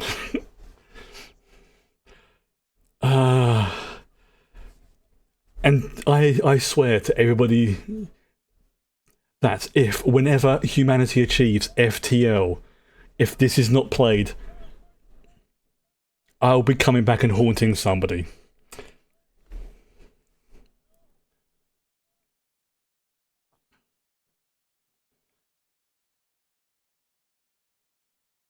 Oh, there she is.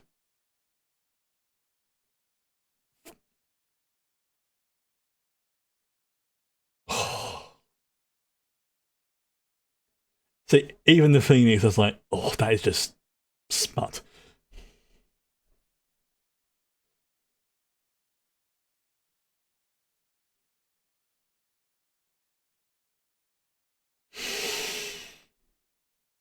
Bit dusty in here.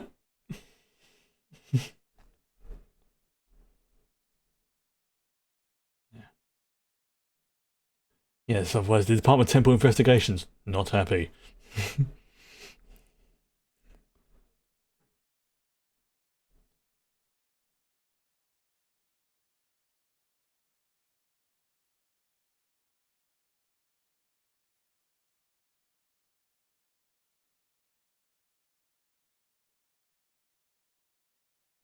Yeah, she understands that.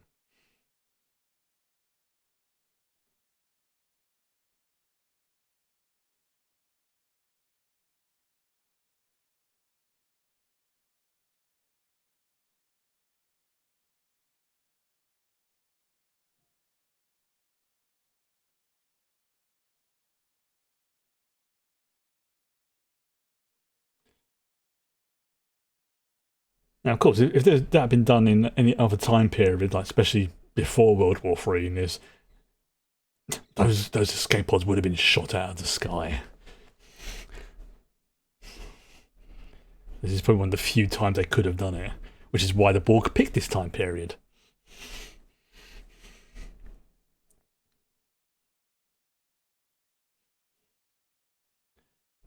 And maybe not the exact day, but it's like, yeah, we need to get back to there. That's the thing with Star Trek. Whilst you can aim for like a specific day and stuff like that, aiming for a very specific time of day, if you pardon the pun, a little bit on the tricky side. There's always the roll of the dice, as it were.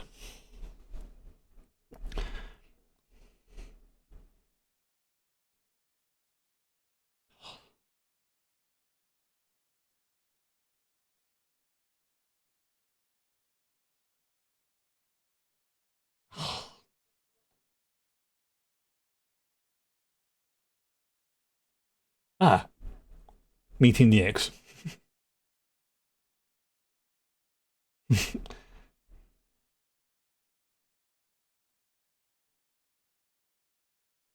Yes, definitely like meeting the X that was a bad breakup with.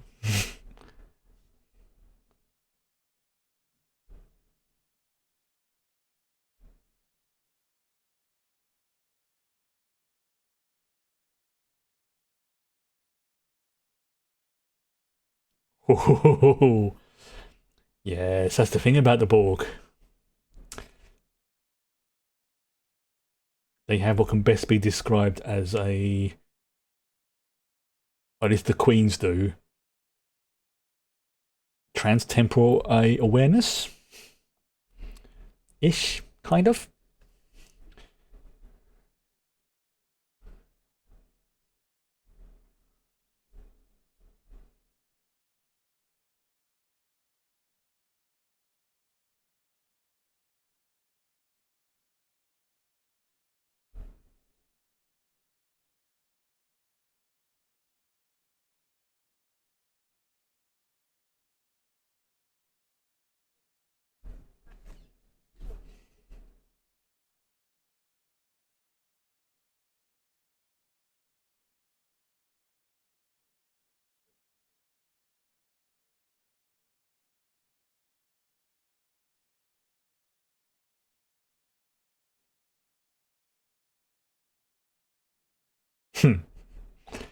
Yeah, definitely a messy breakup with a unhinged ex.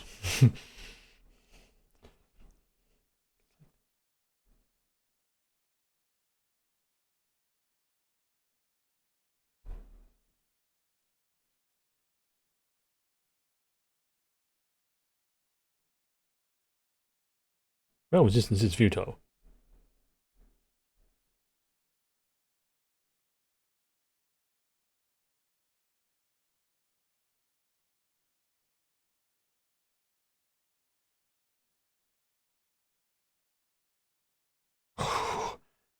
Oh, but that's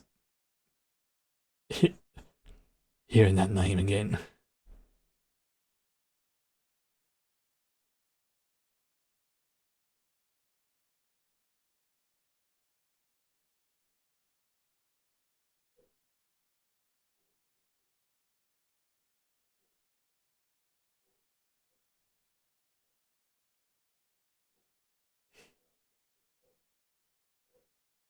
Yeah, like how basically when they're simulating him, it's been like the reverse of what they do to the other ones. How like he gets flesh added to him, where the others get technology added to him. It's like a mirror.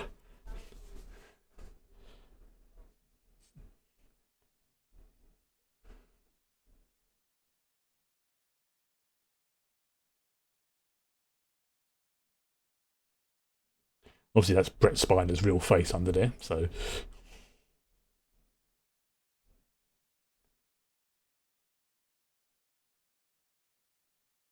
oh, like, Shazbud. I don't want to be a drone.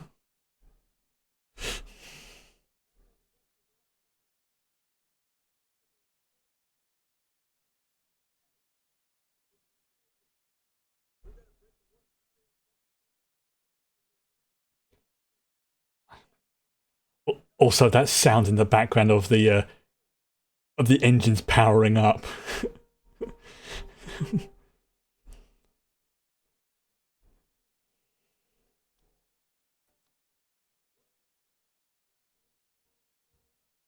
Oh, that sound just does something to me in a happy way. I don't know why. It's just that, like, you can just tell something's about to happen. Jesus, there's me.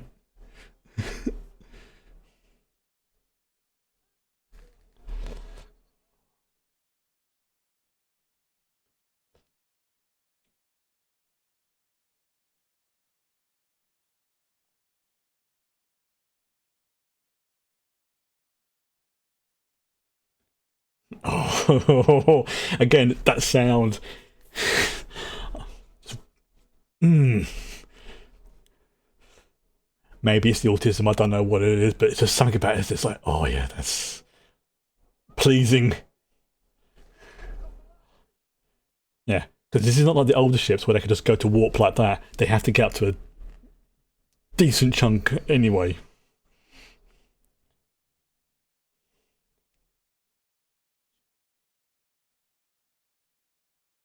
I believe they should use that line as a name for a Voyager episode.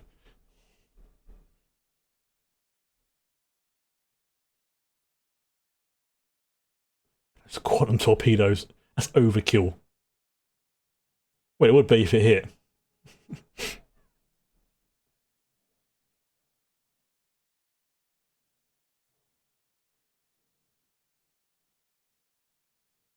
He did say his plan was to rupture the plasma tanks.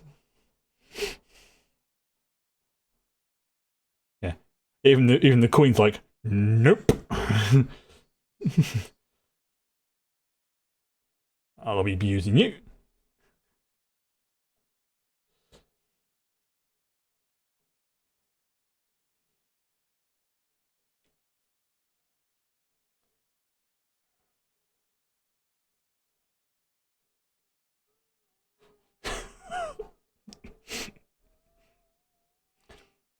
Meanwhile, there's a Vulcan in the ship that's going, interesting. You have just detected a warp signature from the third planet.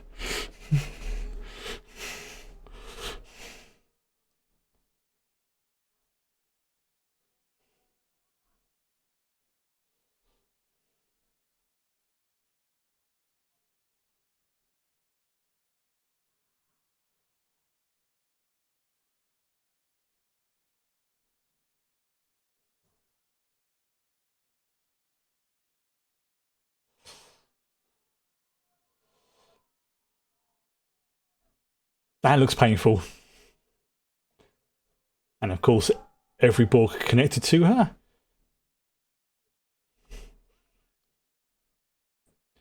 Now, bear in mind, they only go warp once, so they didn't go very far. And when we like barely warp one, like warp 1.00001 sort of thing.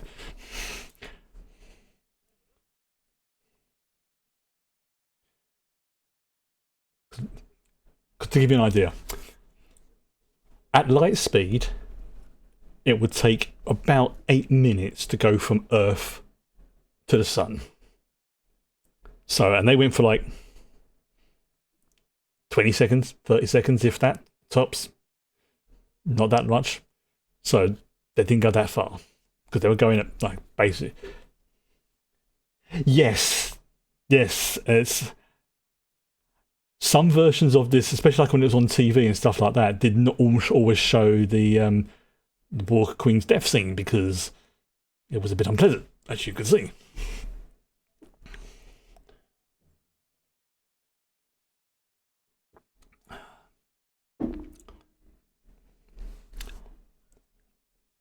One of the reasons why I think this film gets a 12 rating is just honestly probably because of that scene and the whole themes of like body horror and stuff like that. That's very Terminator-y, isn't it? Oh, here we go, Hamlet moment.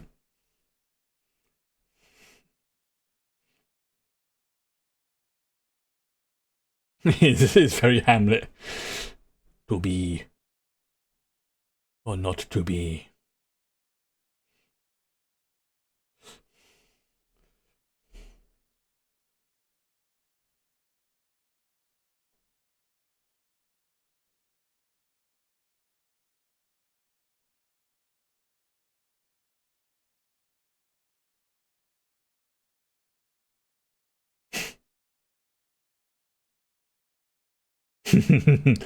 Yeah.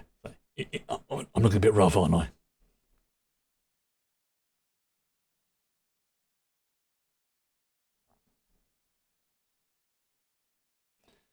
Yeah.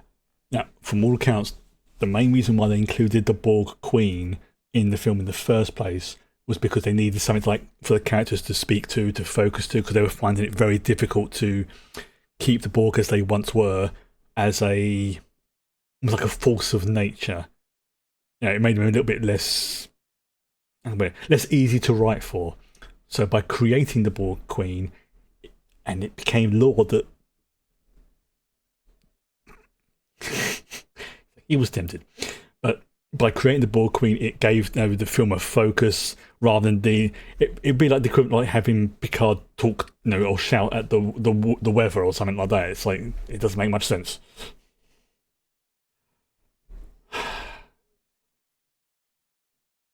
Oh, I just remember the Mirror Universe version of this is brilliant.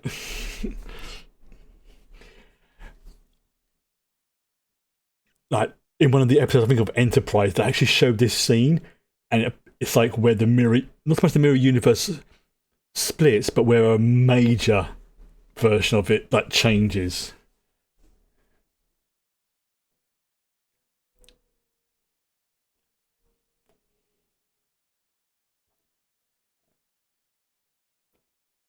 Like, because there were some changes before, but they were relatively minor. But this was like the breaking point. And in the Mirror Universe, it changes. Like, whereas before, yeah, there were differences, but they were roughly on the same. But when it got to this point, was when they really started to diverge.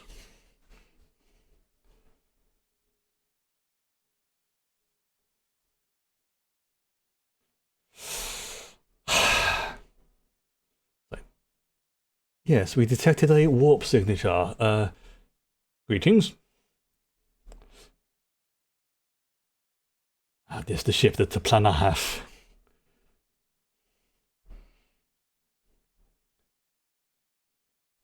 How can I remember that?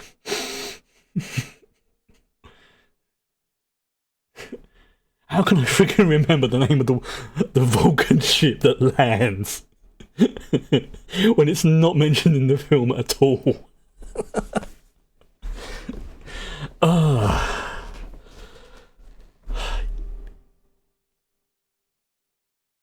and that music.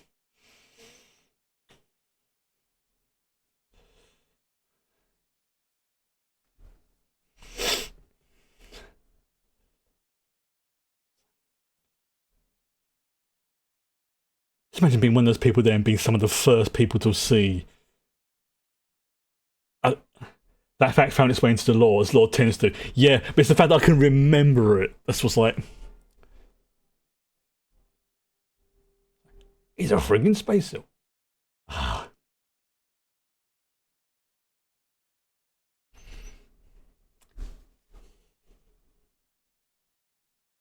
Again, small issue with the scene, but whatever.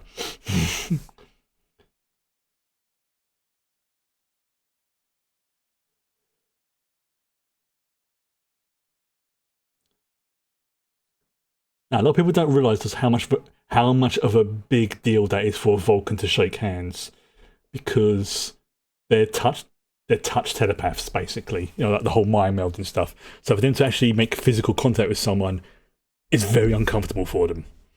But I like to think that they are smart enough to figure it out. And I've just remembered something as well. So, like, how could they speak English? They would have been able to monitor the radio signals.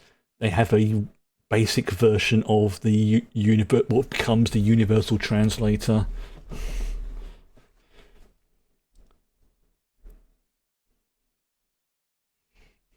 Like, it's not like a true universal translator, but it's not like, yeah, it's a simple enough language. And all we said was live long and prosper. So, you know, like, broadcast that in all known languages, including Welsh.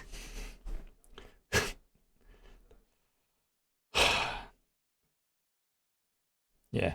I think they've got to be careful not to let the Vulcans know that they're there.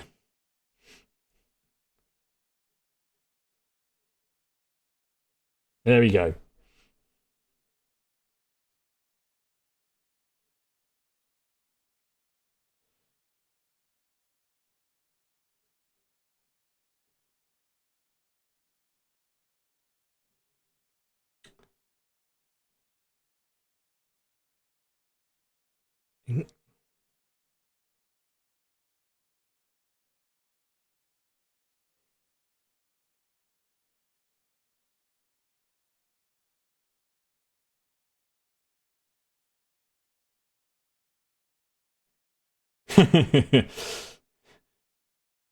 Oh, I don't know how true this is,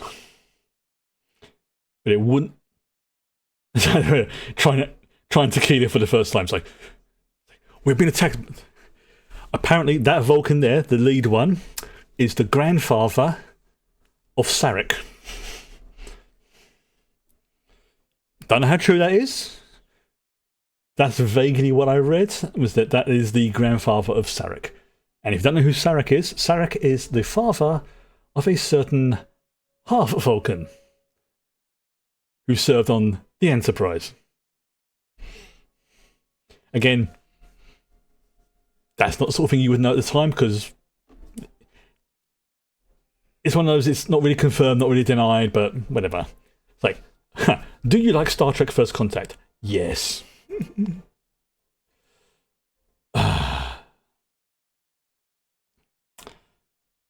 Alice Krieger is the War Queen, yep. Yep, Robert Picardo. Lieutenant Barclay Dwight Schultz, yep. Nurse Ogawa. I think she turns up on, yep, Majel Barrett.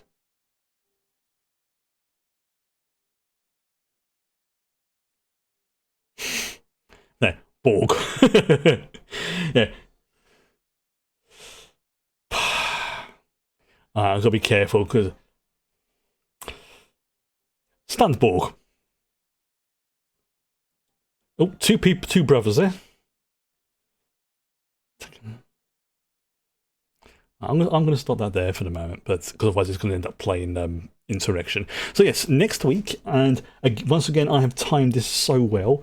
In 2 weeks, First Contact will be leaving Prime, and so will, I think, Insurrection. So I don't know about the other. Yeah, Generations isn't on there. The other stuff, well, unfortunately, isn't. But yeah, Insurrection will be leaving Prime in 13 days. So that's timed it very, very well. So for next week, yeah, we're going to be finishing off with Insurrection. Now, my only real problem with Insurrection, I don't think it's a bad film. It's just, you know, when it's what's it? Because I think after this one, what was it? Was it Nemesis after this that came after First Contact? But I can't remember which one. No, it could be Insurrection. I can't remember, because my memory of that time period is very, very wibbly, as you can imagine. Almost 30 years ago. But it's not, I'd say, a bad film. It's just, obviously, you know, First Contact, absolutely amazing. But Insurrection it's not a bad film. Yeah, it's First Contact, Insurrection. Right, okay, then, so yeah, it looks like Nemesis isn't available. Let me just check. No, Nemesis isn't available, unfortunately, which is strange.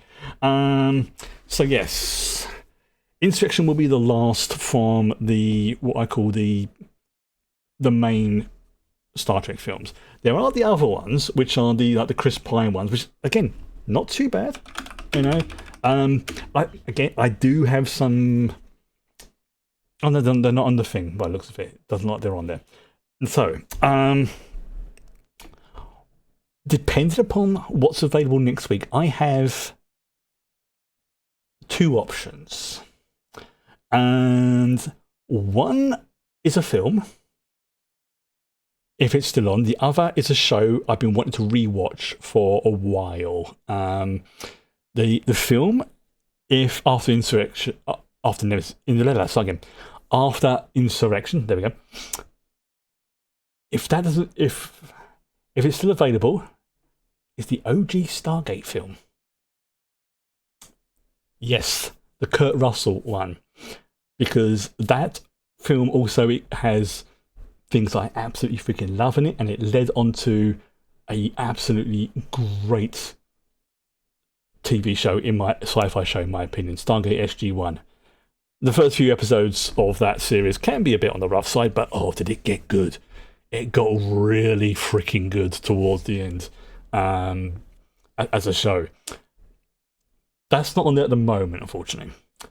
So if Stargate isn't available, yeah, SG-1's freaking great. It led on to Atlantis, Stargate Universe. It has some minor issues with Stargate Universe, but again, that was another one of those ones. The first like half of season 1 was a bit rough, and again, but that's like most sci-fi shows, to be honest. But then the end of, I think it's season 2, it got really freaking good. Like they changed the. Yeah, that's the thing. Oh, Babylon 5. Oh my god, Babylon 5 is so freaking good. Well, annoyingly, it's kind of on it, but it's only on like paid ones. It's paid, unfortunately, which is poopy. Which is a shame because Babylon 5 is amazing. I'm gonna stop the timer. There we go. But they do. The one I was thinking of was actually Fallout, the Fallout show, because it's been about a year since I've watched it. I think it feels like a year. When did it come out? Let me just check. Yeah, 2024. It's been absolutely. It's Emmy nominated, and it is great. It is a great show. There's only 8 episodes in it, so it's reasonably short for a sci-fi show. But they have 100% confirmed that there's going to be a season 2. Now and I think they've started filming some episodes of it, or maybe they're in like post-production or something like that. The 2 main leads in it, Walter Goggins, is fantastic, is a particular character, and Ella Parnell is. I believe she also plays Jinx in the Arcane show, and I think she's also a character in Star Trek Prodigy, I believe. I think. Let me just check. I'm going to have to IMDb this one because it's bugging me. Bugging me.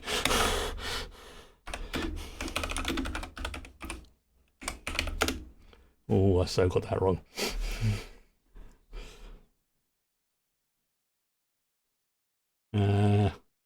Where is it? Yes, she plays Gwyn in Star Trek Prodigy, and she's also in Invincible, and she plays obviously in Fortnite. She plays Jinx in Arcane, and I mean, she hasn't been in a huge amount of stuff, but like since about 2021, she's been in some big stuff. Oh, she has Prodigy, yeah, definitely Prodigy. So not a huge number of stuff, but honestly, it's a very, very good show.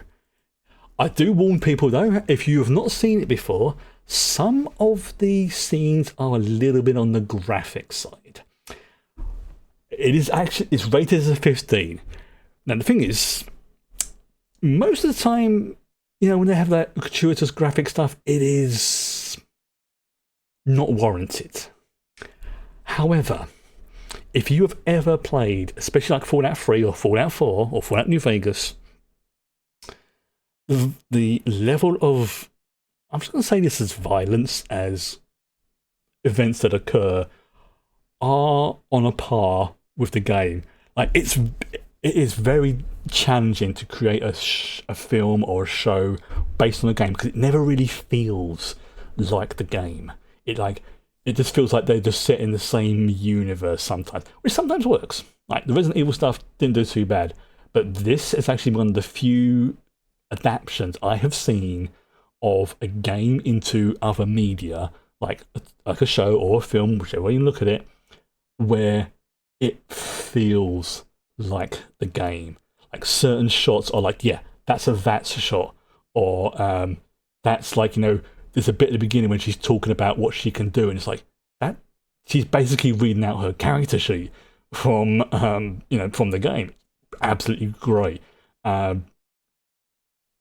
It's very tongue in cheek. I would say exactly, yeah. It just clicks. Like, literally within the first 5. Also, the opening sequence is just like, oh, like, because I'm going to be quiet. I almost said a spoiler. So, if Stargate isn't available after Nemesis, we'll be watching this. If not, then it'll be the week after Stargate. So it's just like future plans. Future plans, really. And yeah, there's 8 episodes. I need to check how long each episode. I think each episode's about an hour. Yeah, the first episode's 1 hour 15 minutes. The second one is 1 hour 5. So what we'll probably do is do 2 episodes a week. That gives it a nice sort of thing there. So that'll be like, week 1, whenever we will be episode 1 and 2, and then 3 and 4, 5 and 6, because some of them are like 45 minutes. Some of them are just like smidgen over an hour, which that puzzled me. But then somebody pointed out, like, when they're talking, it's like, why the episodes are different? And they're like, well, we didn't want to stretch the episode out and just put nonsense and filler into it.